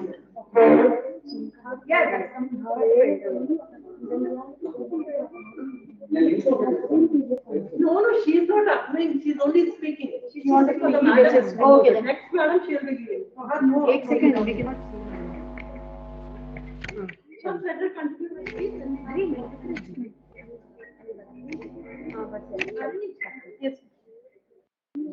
yes Okay, so good afternoon everyone, and I'm sure you all had a quick snack and give me a break. What an opportunity to come back. Actual snack, not virtual snack. So they had a virtual snack, we had an actual snack. That's good. So, I know you had a lot of conversation this morning from the principal, the HODs, and many of the management staff, and from the chief guest, Dr. Meeta Gulati. And it was very inspiring. I really got a lot of message out of it as well. So some of the things that I wanted to kind of bring back in my conversation with you today is, one, Dr. Bhaskar Reddy said about, doing your dharma. That's very important, no matter what you do. Really sticking, at the end of the day, you can have a higher education, you can become more knowledgeable, you can have a higher quality life, you can earn a lot of money, but at the end of the day, what's the right for you need to do?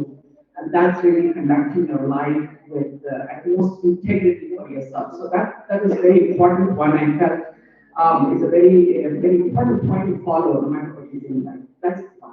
Second, Dr. Satya Prakash had shared about precision marketing, the importance of being having setting yourself some goals, so you really don't pursue this education for the sake of education to get a degree, but then really using this degree to do better things in life, whatever that may be for you. That's another important point I wanted to kind of bring home. So just to revisit and revisit what they have already spoken about in the morning, those are the two things that really stood out for me. And the third thing, Dr. Meeta Gulati talked about, what Dr. Abdul Kalamji had said, right? Knowledge is not just about gaining the knowledge, what makes you to become a better human being is very important. So these are the three things. Keeping those in mind, today what I want to really share is, you're all millennial generation, you're all digital natives. I come from Gen X generation. Digital was not native to us, so I learned it much later in my life. So as I thought about what I wanted to speak about, I racked my brain a lot and really didn't know where I should start, what would be really useful to you. Because you're all digital natives, you have all the information in the World Wide Web, right? You can get it at your fingertips. You don't really need to speak about those. So what would mean of some sense to you or of some value to you that I can share today? So I decided that I will get on a journey. I'll give you a brief introduction about what I have gone through in my life and my professional career. What my journey has been, and then what were my takeaways that helped me grow into the professional career where I am today. So the most important thing for me is just so that you all know, I started my career as a clinician. I'm an occupational therapist by background. I studied at University Medical College in Bangalore many years ago, and then went to work in the US. And most of my adult life I have been in the US. I moved back to India last year. So that's the beginning of my professional career. And I climbed, the management ladder, if you speak, right, in that particular area. Until 2011, when I decided technology was missing entirely from healthcare, and there was a lot of talk about bringing technology into healthcare. So I decided that seemed to be a very exciting area, and I chose to switch careers. I restarted my career from being an SVP in an organization in the US. I restarted my career in IT, again as a consultant. So that was my second career in IT. Much later in my life, it required me to take a risk, stick my neck out, and I didn't worry about it. Because I wanted to really pursue what I wanted to pursue. The passion was important to me. So we started my career in health IT. Again, climbed the corporate ladder because it's ambitious. I wanted to do what I really wanted to do, and I continued to do that.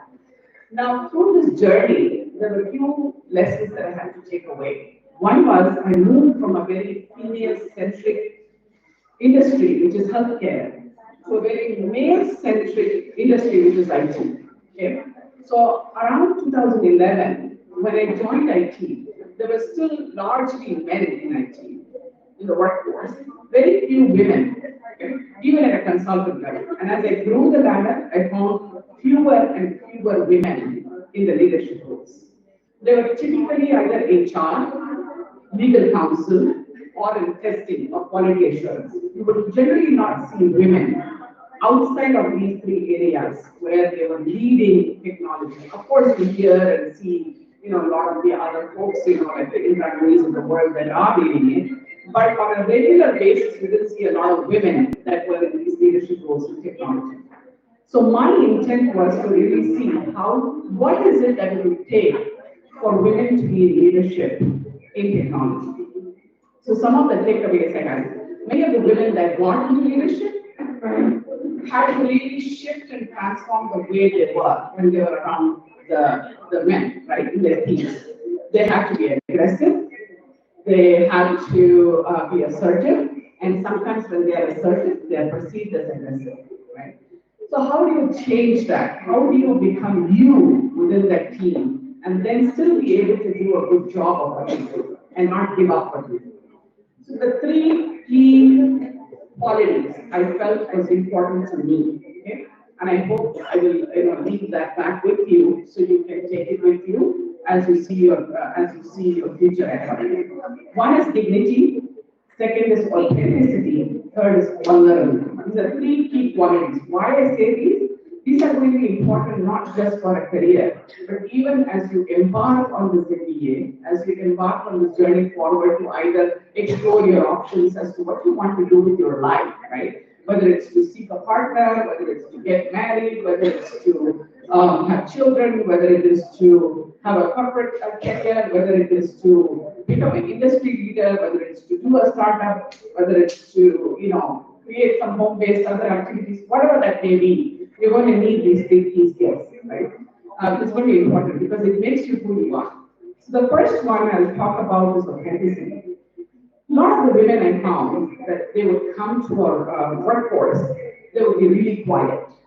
They won't speak much. When asked, they had an opinion, they would say, yeah, I agree. They would be very minimalistic in the way they would communicate. They would generally be very quiet and observant and speak very little unless asked to. So I had to really pull words out of their mouth, which meant that either they were not very confident, the perception, right? External perception is that they're not confident, or they were really afraid to speak their mind. Both of which are really detrimental to you, right, as individuals. So being your authentic self, you can speak with grace, you can speak with humility, you can speak with dignity, but speak, okay? Make your point known. Never, and be gentle. We are a different gender, right? We don't have to become the other gender, there's no difference. We can be our own gender, we can stand our ground, and then still be able to speak our mind, and speak our opinions, speak our thoughts out loud, no harm, and be that authentic self. And also, number two, very important point I want to make is, when you go out and you try to pretend to be somebody, people will catch on. Specifically in interviews, I've noticed in campus interviews, women will come forward and they'll give answers, they'll give really good answers, but they're not coming from their heart. People can really catch on when you're not giving something from your heart. So be passionate, believe in what you say, always. And that will make a big difference in the way you present yourself and the way you are able to pull people towards you, attract people towards you. So being authentic self is very, very important, right? Being true to yourself and being the same, whether it's to other people around you or to yourself. Don't have two faces. Be the same self. Okay? That's important. Second is, whatever you say or share, a lot of times you experience in the corporate world, you've got figures of authority. They may say something to you that may not be always very appropriate. Or you may sometimes say things that may be offensive to somebody else because you may not recognize that it is offensive to somebody else. So take a pause before you react. Whenever you come across situations where there is a challenge, where there is confrontation, where there is where you want to make a point, but make it in a way that it gets a point across, but not offensive. Take a step back and think of what you want to say. Phrase that sentence in your mind. Don't say anything in upset. Okay? Don't say anything when you're upset because that's never going to land well, either for you or for the other person. Be very careful, even if the other person is being offensive to you, that you don't know why they're being offensive to you. Are they going through a bad day? Are they going through some challenging times? Do they even recognize that they're being offensive? They may not know.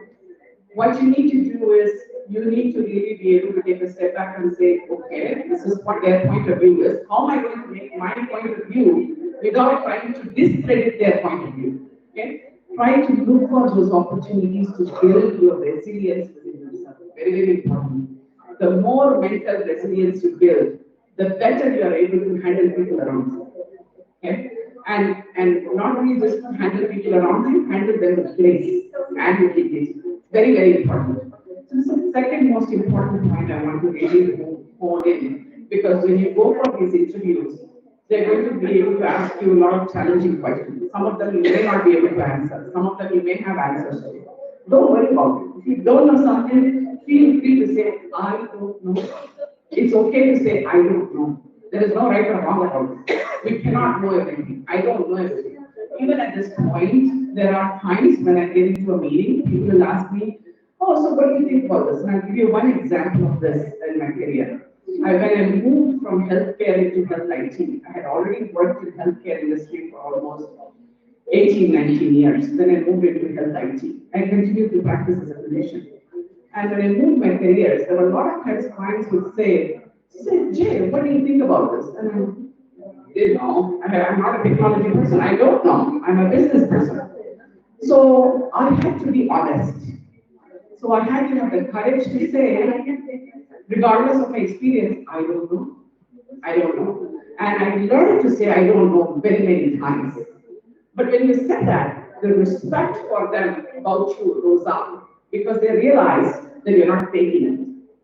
Now you may have heard in the industry, fake it till you make it. It works to some degree, it doesn't always work.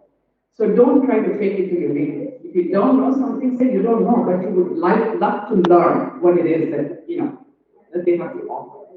And learn, seek that knowledge, whether you're doing your degree course, whether you use it later on in your life or apply it in your career.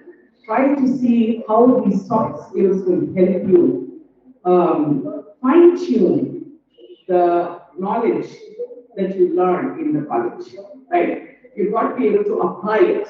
And it's easy to say apply it, but how do you apply it? You apply it through being able to be true to yourself first. So that's how you do that. So having the dignity and the authenticity to be able to say, I don't know, and to be able to learn and accept your limitation is fine. It's okay. And it's the best way to be, because you're going to find many of these interviews today, they're going to ask you in your career interviews, so how do you think you're going to be able to do this? How do you think you're going to be able to do that? Some of them you'll be able to answer. If you think your answer is not good enough, just say, I don't know, but I think I may be able to do it this way. Okay, start with I don't know, but, and then go on. That can also be very helpful, because this is the first year, and the next year you're going to be able to have to seek out jobs, right? Go to career fairs and so on and so forth. So you're going to need that. Third most important thing is vulnerability. A lot of people think of vulnerability as a weakness. To me, it is one of the immense strengths a woman can bring to the table. Because being able to take criticism is very important and not become defensive about it. When somebody says something to you, oh, I don't think this was the right way to do it, oh, I think you could have done this better, or I don't know if you really got it right, it's okay. To them, in their perspective, what you did was not resonating for them. That's why they said, I don't know.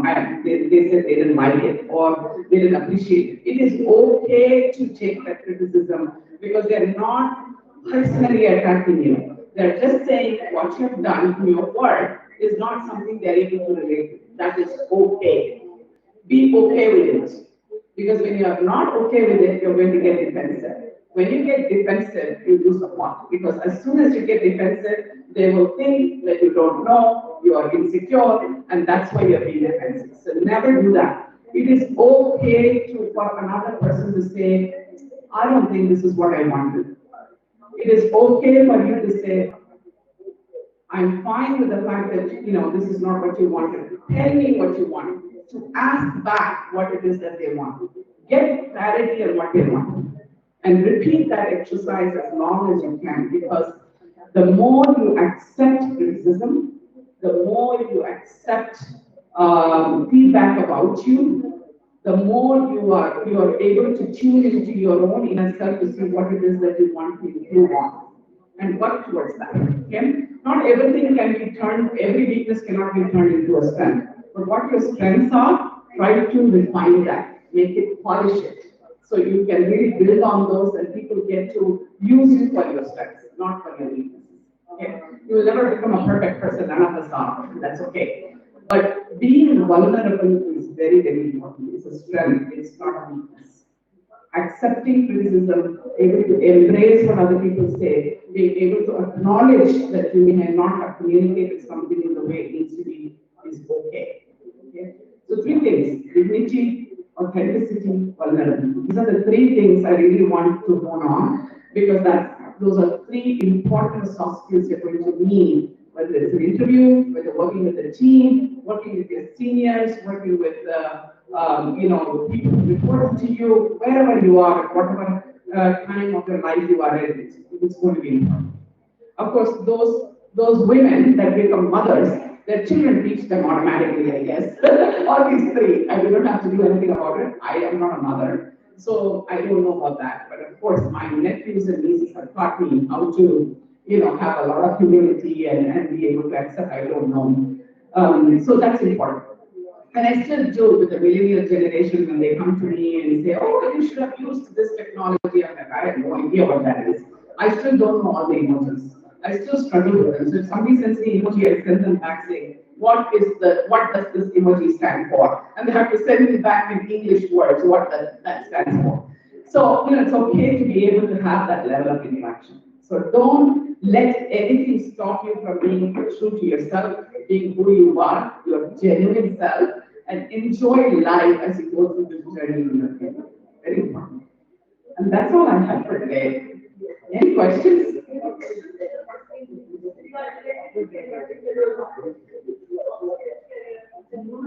Yeah. Anyone who has any doubts, any other ways you have been that you feel works for you, that's also okay. Yeah, sure. What is the difference between arrogance and assertiveness? Yeah, great question. And a lot of people, see, this is something, it's a fine line, in my opinion, right? Arrogance or aggressiveness versus assertiveness. In the corporate world, and I don't want to really label this, generically label this, but in the corporate world, you will find there are 2 aspects to it, right? So I'm going to bring the first aspect. One is when a woman is assertive, sometimes the difference is so fine, you don't know how to be assertive without being rude, right? So assertiveness doesn't mean you have to be rude or you have to just have your way. Okay? It's not your way of hiding. That's not assertiveness. Assertiveness is when you know that what you have is right and you have a point to make and it's valuable input and somebody else is dissing it or dismissing it. You want to very gracefully bring back that point to the table without belittling that other person. That's very important. Okay. When we are trying to make a point without any care for the other person in front of us, we belittle, we humiliate. We don't want to do that. It doesn't matter who else says it. We don't do that. Okay. So that's assertiveness. To be able to, so let me just give an example. So let's say you did a PowerPoint presentation for somebody higher up in the hierarchy in a corporate, right? And the person came back and said, I think this is one of the worst PowerPoints you've done. You've not understood the concept. You don't know what you're doing. And you felt like you had the points and the day before when the individual shared with you, what they wanted was accurate, and you validated that with some of the other team members, and you feel like you stood your ground. So how do you stand your ground without disrespecting that other individual? Doesn't matter their hierarchy in the organization. How do you really stand your ground? One, you can give that feedback one-on-one, individually, never in a large group, okay? Because those feedbacks should not land as either humiliating them, criticizing them, or challenging them. Because those all three will land as very poor reflection of yourself and your ability to take that, right? Vulnerability, as we talked about. So take an opportunity, set up one-on-one conversation, and have that conversation to say, this is the reason we brought that to the table. And give your reasons in a way that they're able to understand. Okay? Don't try to push the agenda forward. Don't try to raise your voice. Okay? Say it in a very calm way. Take a step back, take a deep breath, and then go back and have a conversation. Many times people understand.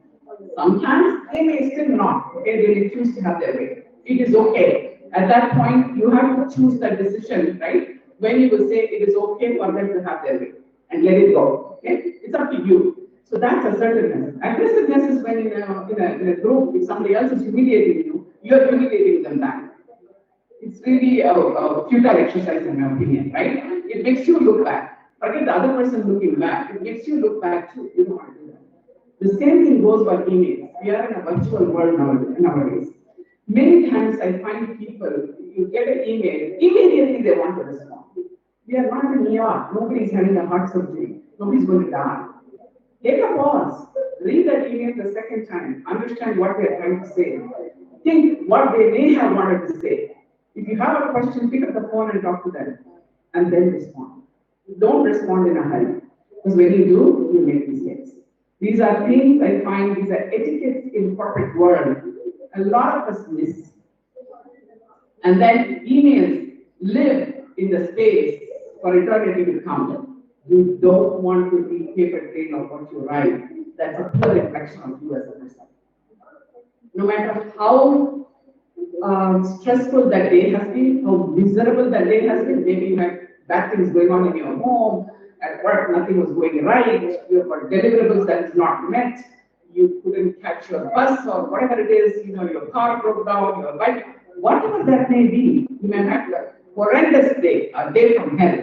But make sure you take a step back. Every time, especially in corporate world or with any human interaction, you feel like you are about to just explode. Take a step back, take a deep breath, think, and then go back and react. The reaction becomes less potent, and it is better heard by the other people. Does that answer your question? Any other questions?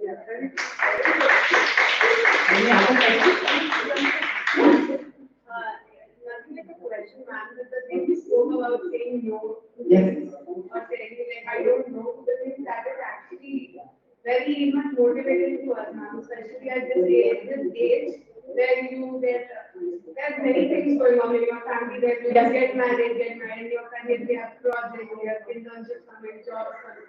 And then we have to focus and then choose what is correct for us. Yes. So that is very, very helpful. May I just say one thing? Yes, ma'am. So as I declared earlier, I'm from Gen X.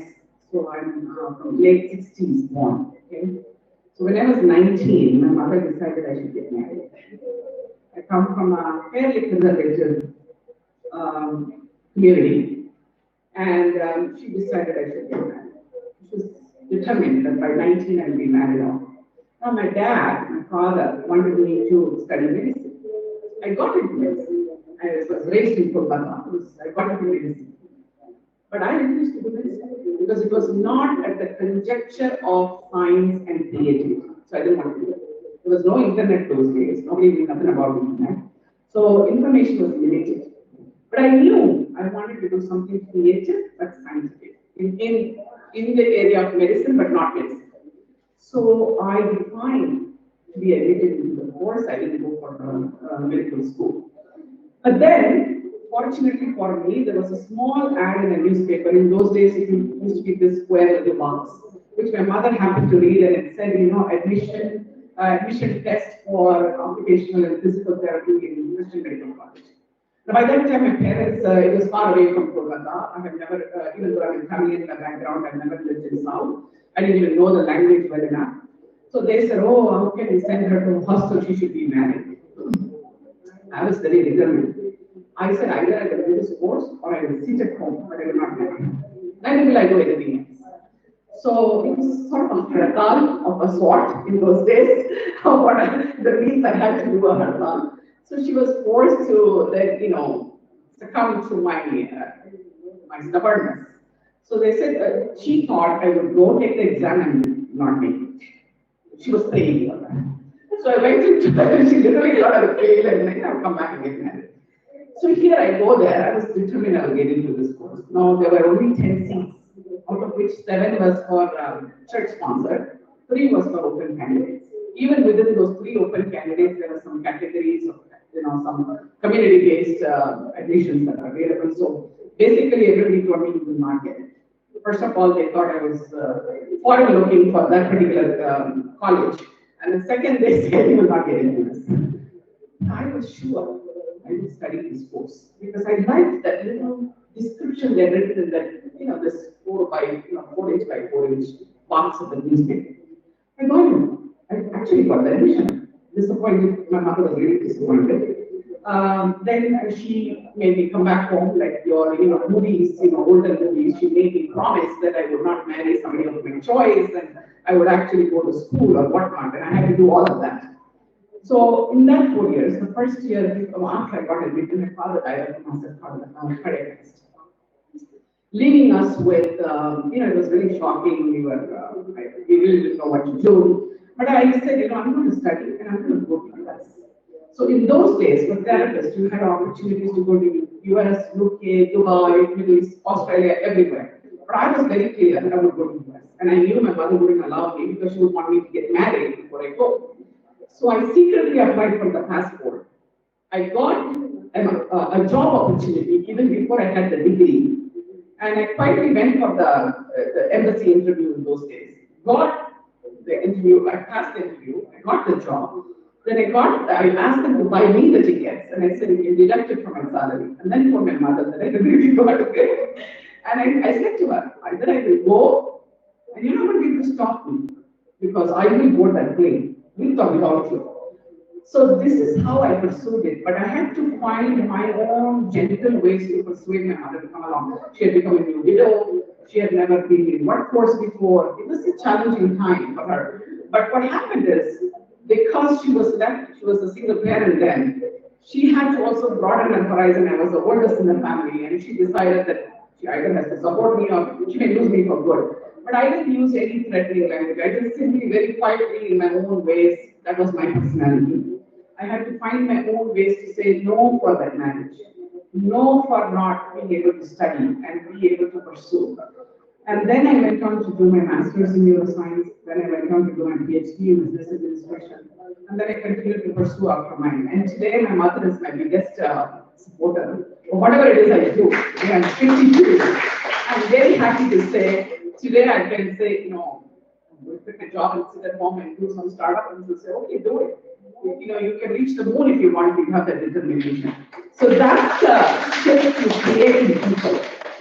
And it takes a lot, I'll tell you. It takes a lot of persistence. Don't give up. In the first no and they fight you back, don't give up. Keep at it and find the next plot how you're going to convince them. Think. And that requires you to have massive control over your mind and your words. And that's when you can shift the way your relationship is with your family or your profession. That is actually determining, how we can go in our directions and what we can do. Yes. And it will help you a lot in your professional career. Absolutely with that. Thank you. Thank you all. I think I've gone off past my time, 1 minute past my time, I think. No problem. Good luck and the best wishes for a beautiful journey ahead. Thank you.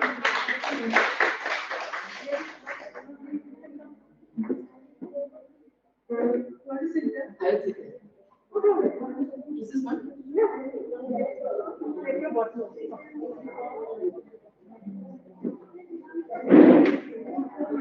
Okay.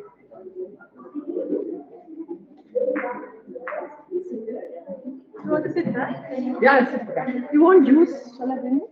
No.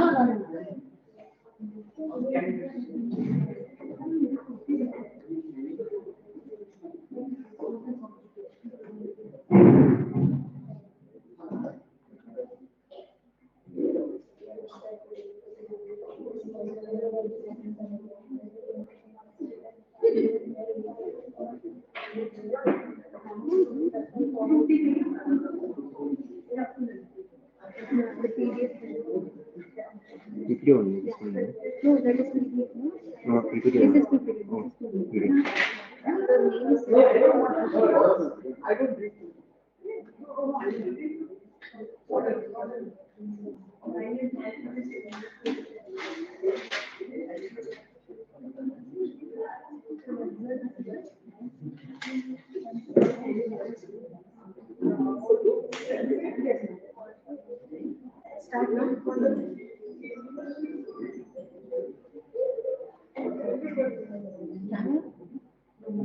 Very good morning to all of you. Very good afternoon to you all students.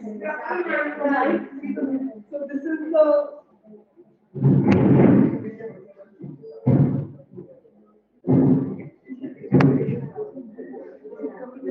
okay?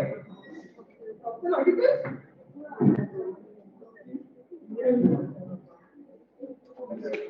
So very good थोड़ा afternoon sound to you all. बढ़ा My dear students and those principal sir, director sir are not here, but they will be hearing it one day.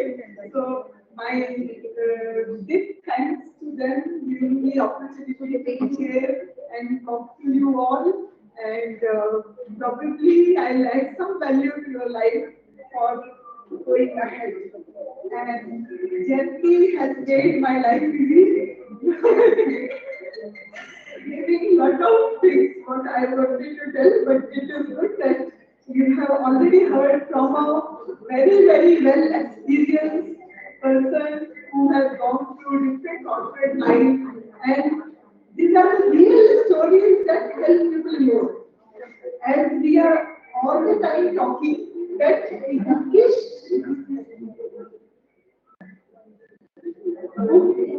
knowledge is not so important. So when we deliver the lecture also, it is important that what we are delivering is from our life. Because we have grown, we have passed through all that age, and our experience speak. And that should be learning from you. Like I am Dr. Neeta Gulati, and you had my introduction, but I will just tell you a few things that I was also academician. Then I entered into the IT industry. 13 years I worked in IT industry, and then I started my startup. So this is my now the third feeling. And why so? Because of the passion. Because when you don't like something, you are not so happy, it's better to change rather than hanging around the same thing. When I joined my academic first day, I took my class, and after the class, what thought came to my mind? Because I was in chemistry, I have done my PhD and MPhil in chemistry. So I thought, will I be singing same lesson all over my life? Molecular atom will never change. I will also not change. If I don't change, I am all through from today to 60 years. I am speaking same song. No, that is not my profile. So that day only I thought that I can stick to academics only for few years, not so long. But in academics also, because my research was in applied sciences. No chemistry, but I have worked on the acid soils of India, which are found on the mountains. So very, very dynamic and applicable subject. So I have a lot of opportunity to do the postdoctoral fellowship and the different programs with the CSIR on my research work. So actually, I wanted to carry as a research person only, but ladies always have some other obligations also. Because my professor in Delhi University, my PhD guide, gave me a teaching while taking the degree and leaving the institute, that go ahead with this degree, earn lot, do lot, but never leave your family. Whatever you can do with your family, you should prefer instead of preferring the amount of the packet of the money and all that. So I decided that whatever my husband will do, I will follow him. I will not follow him, but I will support him. For my sake, he need not to change. I mean, one thing in the family should be given very much importance. And then who is the really? My husband is also from IITs and all, very genius person. So in front of him, I feel that I am really all person. And I decided that let him choose his career first. Whatever career he is going ahead, wherever will he go, I can be a teacher, I can be a professor, I can be, that time I wanted to be an entrepreneur, but not so. So I will follow up that. And that's how I moved in the different things.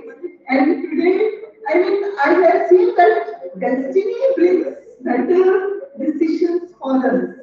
Whatever we choose. We choose something, we wanted to become something. But destiny told something different. And at the point of time, after some years, you realize that this is right. What I was thinking, that's not right. Because I'm telling you more my story because these are the things from where you will also learn. I wanted to become doctor during my student time. I couldn't get admission in medical college. So I went in the PhD program. I got the Junior Research Fellowship awarded from that university. So I thought this is another way to put DER in front of your name as a doctor. So might be this is the, but later on when I finished my PhD and all, I realized my other doctor friends, I am much better than them. And it was my perception, they might be better. But it is so I felt that destiny had taken a better decision for me rather than what I was studying for. And this is how today also it happens. See, today I am out first time after the lockdown from my home. Because Padma Madam told me that we are having online, but we need the physical presence of the speakers. So I said, one day we have to break this. And let's go out. This morning I will never forget such a difficult time. How should I should find out all my accessories, I should find out my dress because we are not used to getting ready. We are just wearing simple home clothes and doing everything. If an online meeting is there, I will wear my blazer and sit. So everything is done. So I lost track of all things, getting ready, preparing, even the driving. I had been a good driver driving all over the city, but this morning I was not sure. So yesterday Sunday I took out my car and drove for 2 kilometers, but I am still in a sink of the driving. I am not positive. So on this thing I just tell you a few lines about our old epic story in Mahabharata.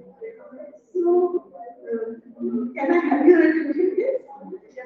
So, I hope all of you know in Mahabharata we had a big battle in the Kurukshetra, and that was among the different teams led by Arjuna and another led by Karna. So when the Arjuna and Karna both were on their chariot and on the battlefield, what was happening? Whenever Arjuna shoot arrows, Karna's chariot went many bits back. Whenever Karna shoot arrows, Krishna chariot also moved few bits. So this kept happening, and every time whenever Karna shot, Lord Krishna was driving the Arjuna's chariot, appreciated it, applauded it. So it kept happening. At the end of the battle time, Arjuna asked that, Lord, you have been applauding Karna's skill, but you never said I will tell you. See, you have a Hanuman flag on the top of your head. You have a Vishnu's apple. You have a Garud on your heels. And I am sitting here and taking your pen forward. So, you just get down from the cabin, then I will tell you something more. Now, as soon as he got down, the Lord Krishna also came down, and the moment he put his foot on the leg, the whole Elliot got thrust into the fire. So this is the thing, this is kind of support you were getting. So students, why did I tell you this story? If you get success, always show your obligation to your support system. Your support system is your family. Your support system is your family. Today we are safe and good and healthy because of the support of the many Corona warriors around.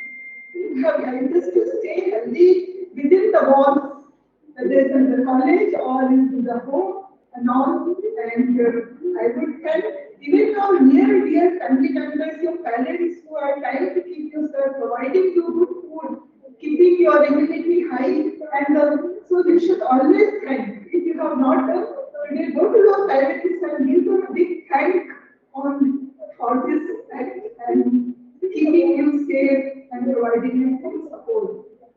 And I would also thank my husband, Dr. V.V. Blagi, who has given me such a big support that he didn't allow me to go out for any very small essential item. Always be going out with the mask, shopping, visiting things. Even he helps me in the kitchen, and when no servant help was provided, he also helped equally in the house to do that. And so this kind of support is very, very important. Otherwise, success is not possible. I can't stand here if I don't have it. Even you people cannot enter in MBA if your parents are not supportive. So always be obliged. So we will all jointly extend our obligations and our regards to all the people who have supported us in this journey and still supporting you, really supporting for some more time. Thank you so much.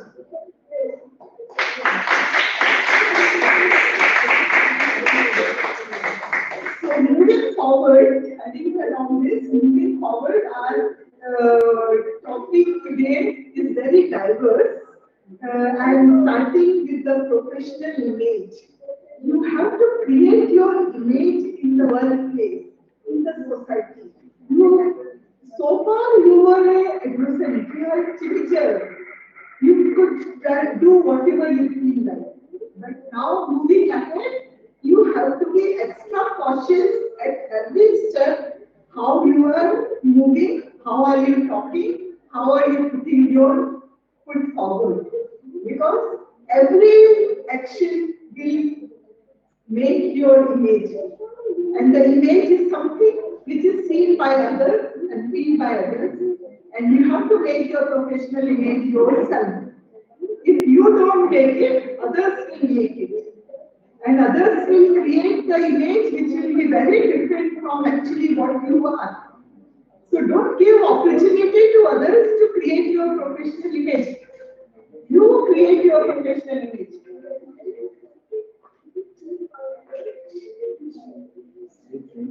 So professional image is very, very important. So you know what you have to do?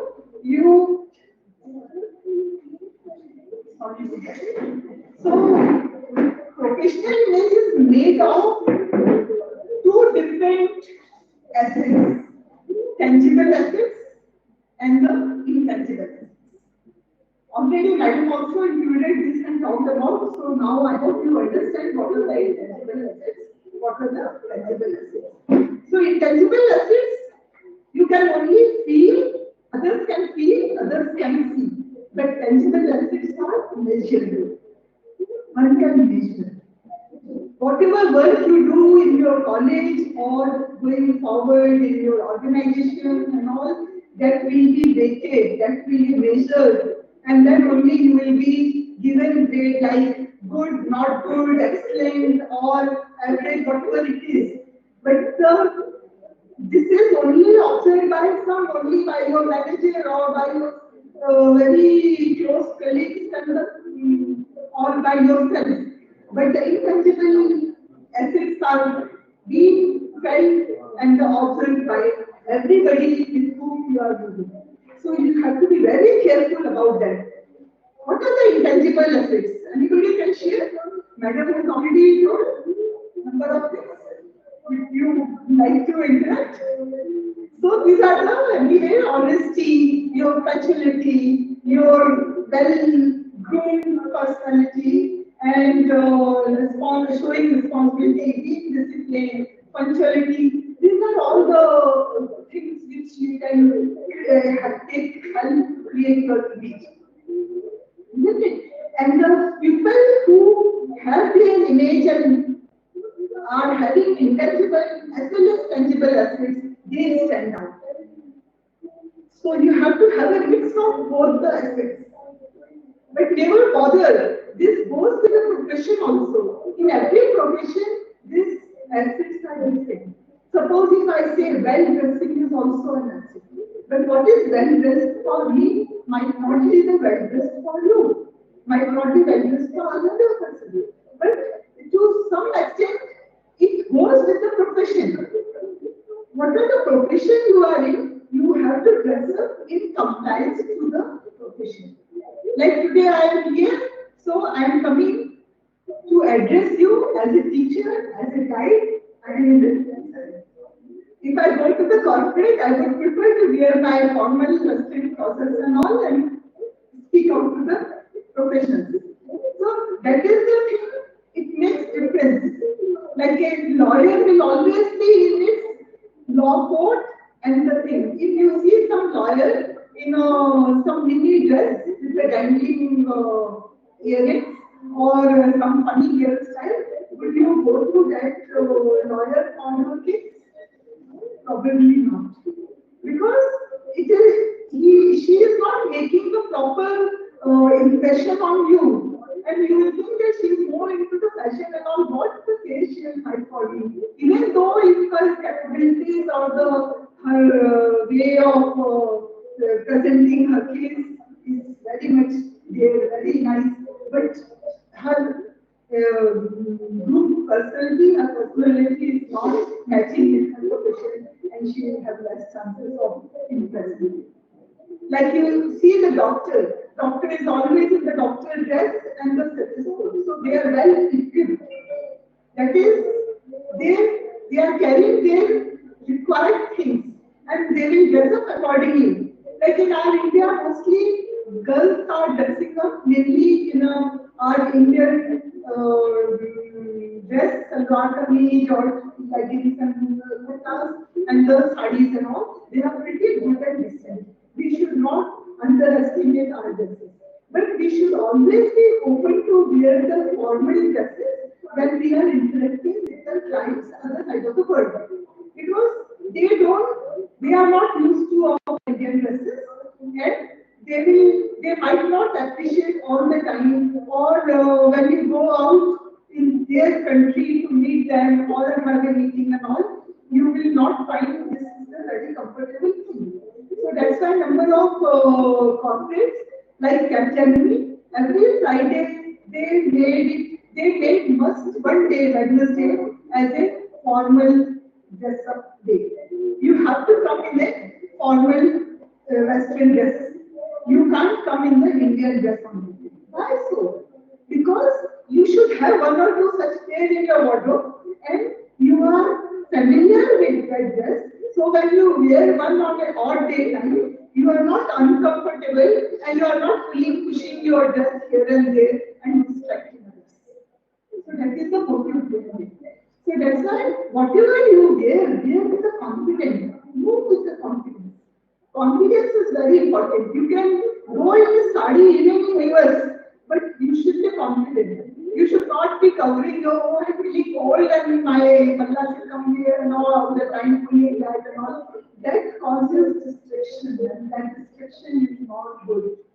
You should never be distracting That is, in any life today, if I stand here and my hair are all the time falling on the face and I'm pushing them back again and again, you will be getting distracted. You will not be listening to me, rather you will be observing my hairstyle or my way of doing that. So that is not good. So you should always, you being as a manager, MBA, you are going to be the managers in the different industry, different corporates.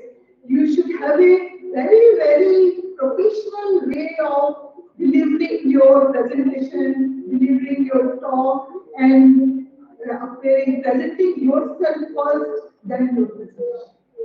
So whatever you wear with the confidence, but never forget to wear a smile.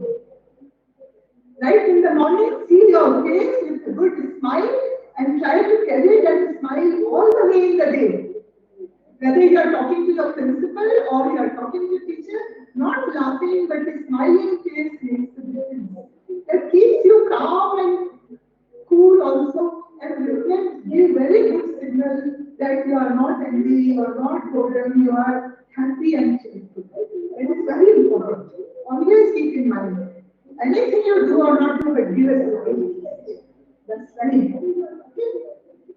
So we are talking about the more of the intangible assets and this characteristic that represent perception of your competence and the natural judged by your key constituents.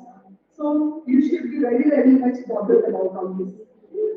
So see, these intangible assets have the advantage of the bargaining, have credibility function, and this is the first step to success. So that's how you build your reputation. So building reputation is all depend on you. As I told you earlier also, even if you get 98, 99% marks, and you say that wherever you go, you say, I have achieved this much marks, but you are not presenting well, nobody will give you so much of respect. Because what they have to do with your percentage of marks. They have to do with how you interact and how you do. Be friendly, be answerable, approachable to others.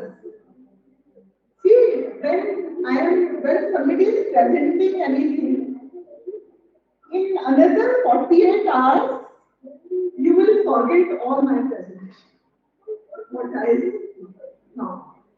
But if this journey is good, you go through this talk nicely, enjoy my talk, you participate in my talk, at least some part will always remain in your mind and remain registered. You will never forget to smile whenever you enter your college from tomorrow. Okay? So that is the way. That's why journey is more important than the just taking the knowledge. No, not of knowledge, everybody has. Whatever I am speaking, probably all of you must be doing that. But how we go through, how we are taking it forward, that is important. When we go to a hill station also, when you reach over there to your destination, you will just walk on there, enjoy, eat food, sit sometime and come back. But if you look back, the journey to the hills was very important, very enjoyable. When you are climbing up and coming down and seeing different vegetations, so many falls coming on the way, beautiful, scenery and the deep valleys where you can go. That journey is unforgettable. You will remember that journey, you will not remember your stay in Masuri or Shimla. Because nowadays when you go there, they are all equally populated and so much of crowd there, what is still happening. So only the weather will be different. So that's why keep your journey very interesting. And as we come to the professional image, what I think the main part which plays a very, very important role is your attitude. So students, attitude is something which is known to others. See, I will compare it with an iceberg. You cannot see the dimension. You can see? So, have you seen, do you know about the iceberg? See, why the Titanic collided with iceberg? Because only a small portion of the iceberg was seen. And the pilot, the driver, whatever you call the ship pilot, he could not imagine that such a huge rock is there, huge glacier is there. There I am going to it. Because this is small piece of the ice is there, I will cross by. But he couldn't do because the lower portion was much bigger. And students, in human life, that lower portion is our attitude, which is built up of our values and our different things what we have inherited from our parents and all. And the upper part is only our knowledge and the skills. That's why we say that intangible skills, tangible skills are very important because they are only seen. Lower part will be known to the people when they come in interaction with you, they will spend some time with you, they will come to know more about you. And that's how it is getting. So, attitude, if you go with the number of the letter, it makes you, give you 100 numbers. Rest all qualities are less than 100. So, always make sure that you maintain your very good attitude. You should always be dynamic, friendly, and going well with the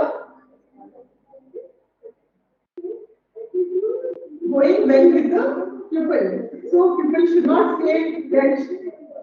I will show you more.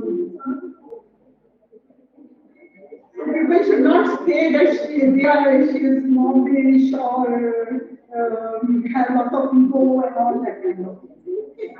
So when I am talking about the assets, I will talk about this one person, Tony Mukesh, or he was basketball player, and as a child he wanted to be basketball player, but his height was just 5'3"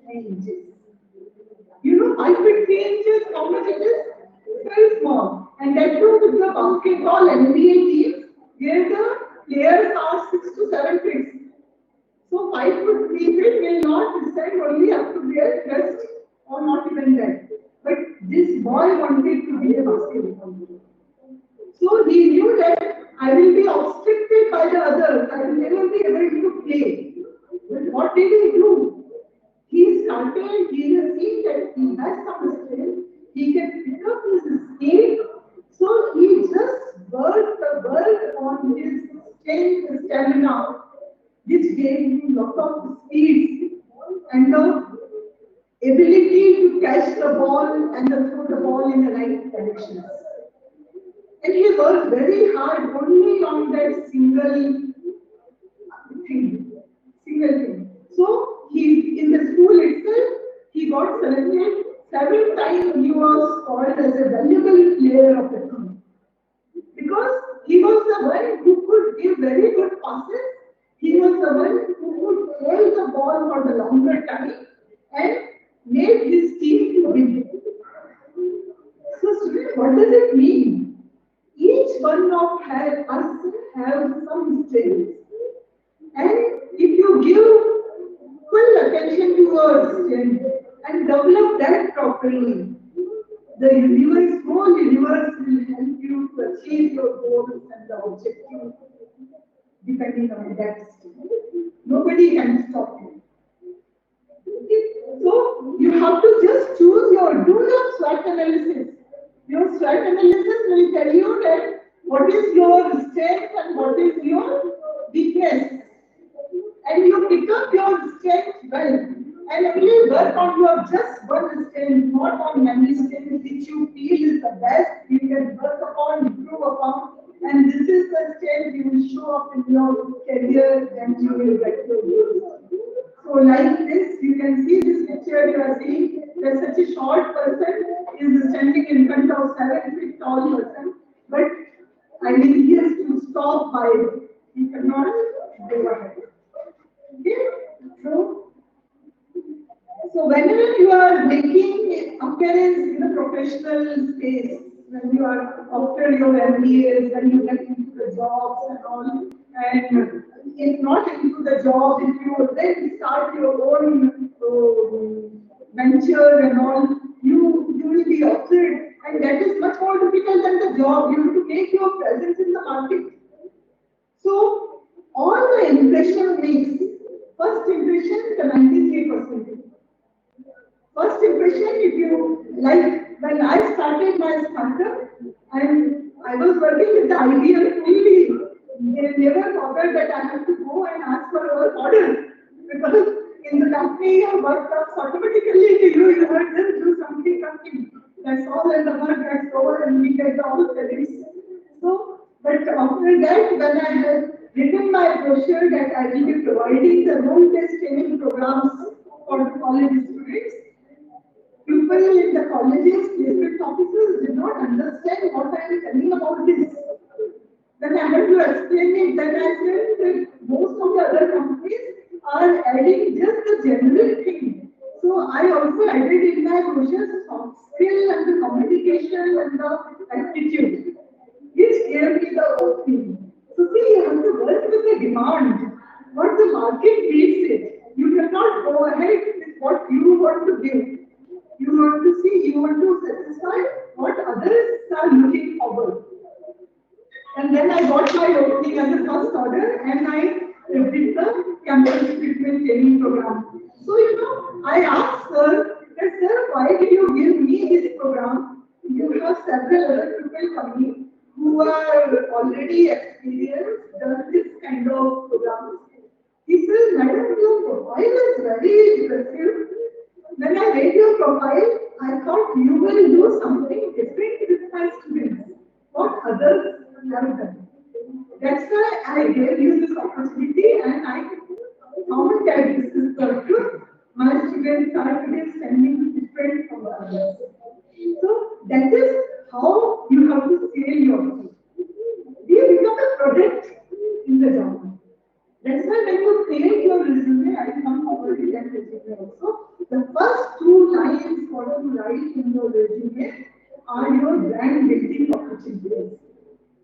In brand building opportunity, you use the very powerful past participle of the words and make those two lines so impactful and strong that nobody will throw your resume in the dustbin other side. Just after reading those two lines will have the words like participated, contained, delivered, learned, all these past participles which make your resume very strong. Whatever suits you, whatever you have done, take those things and create your brand building opportunity on the top of your resume. Instead of writing my objective is to serve the organization. No, your objective is not to serve the organization. Your objective is to showcase yourself, let them hire and give you the opportunity and the work which you can do.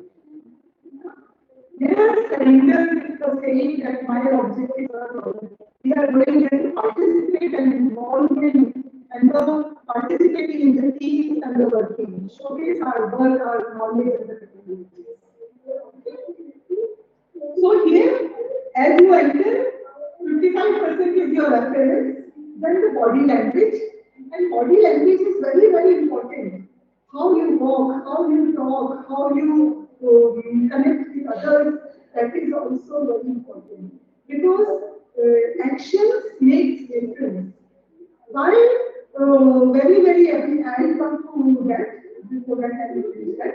Whenever your opportunity is there, take your feedback with your colleagues or the friends that how do I appear? At the work in a college, you can ask a student, do you find something odd in my way of sitting, walking and talking? Or what the reflection you get when you see me at first, or when I am just casual with my friends, how do I? Similarly, question you can be asking everyone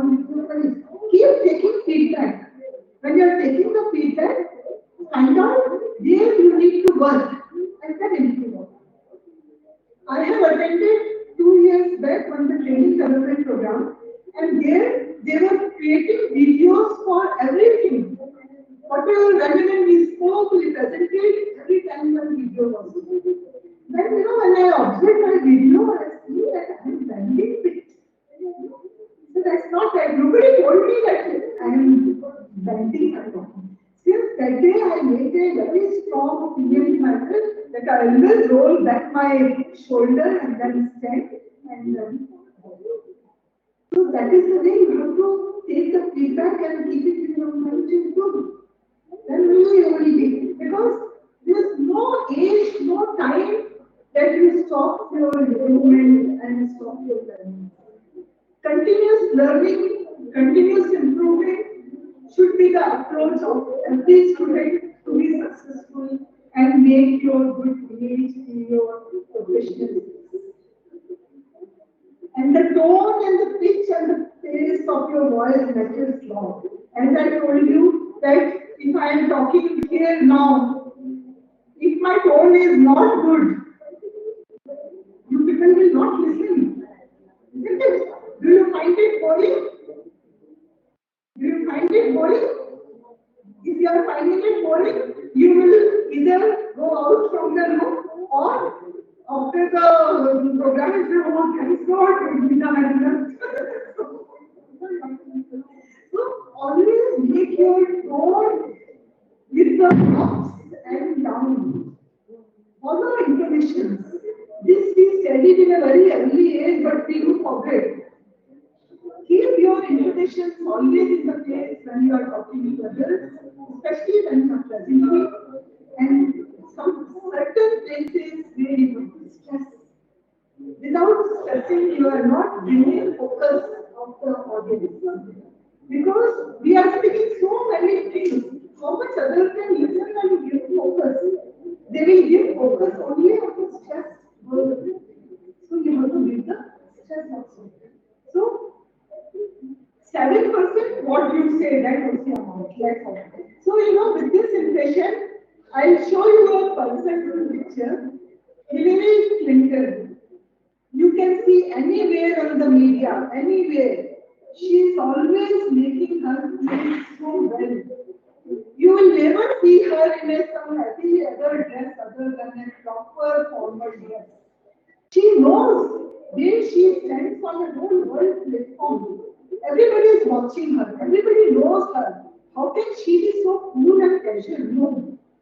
So that is how one has to carry forward. I am not telling you that you always be like that, but at least see a writer. A writer can be at home in his home casual, sitting and writing and giving for the publication, his book will get published. But Chetan Bhagat, when he got the award, how did he go to the stage? He was well dressed. He didn't go in his kurta pajama the way he was writing to receive this award. He has dressed him well, totally changed his personality, and then received the award. So that's how the flexibility in your presentation, in your way of taking actions and attending the places should be there. That makes the television host or the comedians can wear anything, they can do anything on the stage that will be permitted and that will be appreciated also. But not your college teachers and all will always come in a very well dressed, very dignified dress. And they look so nice and they dignified too. So why? Because they are the one who will make an example for you.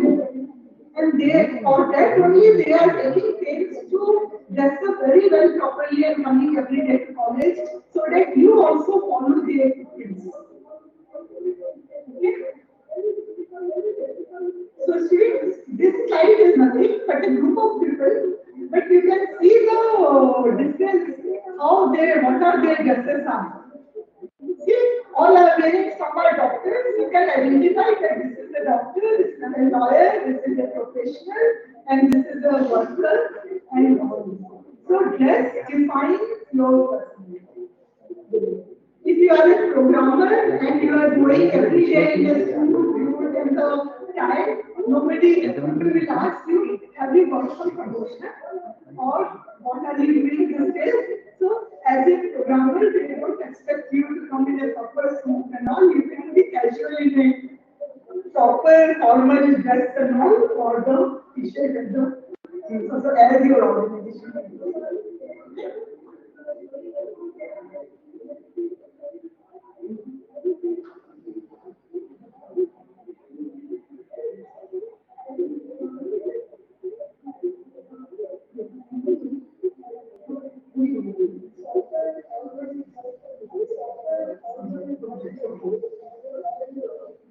So students, let's say enough about this thing. This slide shows you some undesired professional image and trends. So you should never be including this. You should never be encouraging things like that. And we will go forward with the see in the social media. If you are uploading, you should never be uploading vulgar and unrequired things. The people are losing their job because of their posting on the Facebook page, which is not so good.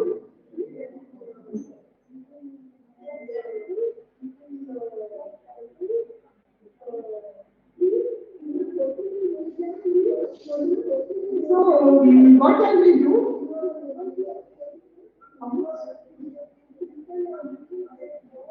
Okay.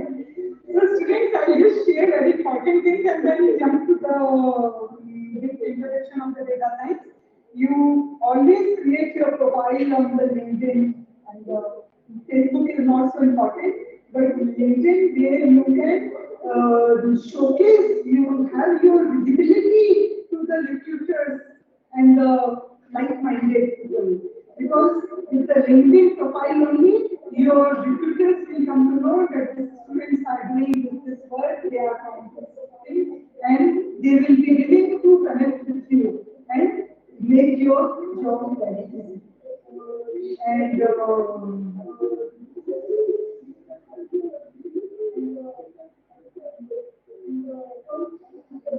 so I will be coming to this.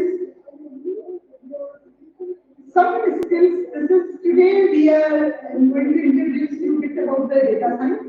So, what are the career skills required for the data science? One very first thing is to be very creative. Storytelling.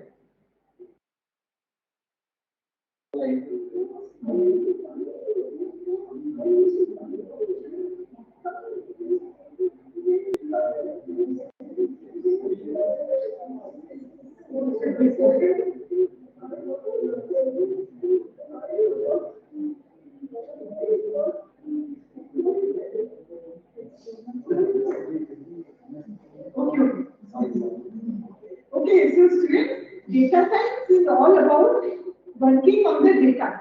So when you take your data and pre-process it, you can apply machine learning algorithm on them. So machine learning is an application of the intelligent algorithms. So with those algorithms, you can do either classification or prediction, or you can do the clustering. Clustering means you can, in the retail segment, you can cluster different buyers. Some are very good buyers, some are occasionally appearing amateur and all are using this. So I'll not go in detail considering the time of this. And this for the knowledge presentation, once you validate your model and see that your model is solving the purpose, your model is giving proper solution for your problem statement or the analysis statement. What you do, you have to present the knowledge, and presentation you need not to do in a technical jargon which your clients or stakeholders will not understand. You can speak in a story kind of thing. That's why your communication has to be very good. And with the help of the thick graphs and all pictures, because pictures speak lot. So pictures with the headlines of what you have achieved. That's what you should be presenting to your clients. And then coming to the, I mean, applications, I will not tell, the time does not permit. See what Einstein said, that logic will get you only if you get imagination, but imagination will get you everywhere. So data science is more imagination. You more imagine and you get more. So coming to the AI, artificial intelligence. Artificial intelligence is nothing but a machine taking the decision like human for the human. And in the artificial intelligence are three types. One is narrow intelligence, where the algorithms are doing only one task for sure. Like in the Facebook, you are tagging the picture. You are asked to tag the pictures to your friend. So that is the thing you are doing. Next is the general intelligence, where you are using Alexa and the Siri and all this, where your voice is heard and they are doing. So they are learning, systems are automatically learning and implementing. That is the amazing thing. So third stage is very, very super. And super intelligence is taking your satellites on the different planets, and from sitting here, NASA people are able to put the object on the right space. But still, lot of things have to come out. And Andrew Ng, who is the most renowned artificial intelligence and person, he says that I am learning about the super intelligence the same way as I worry from the long hours of work. So students, thank you so much. I believe.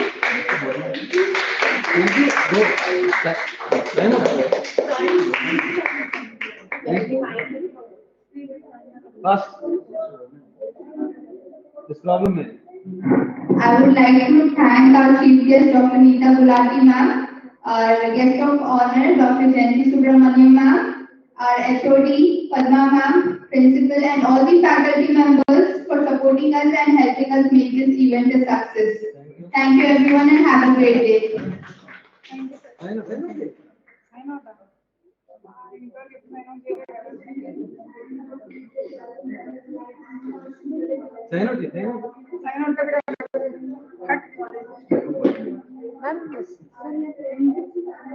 Yeah, end it totally. Otherwise it will become not done. Yeah, I will end the session. Yeah, end it.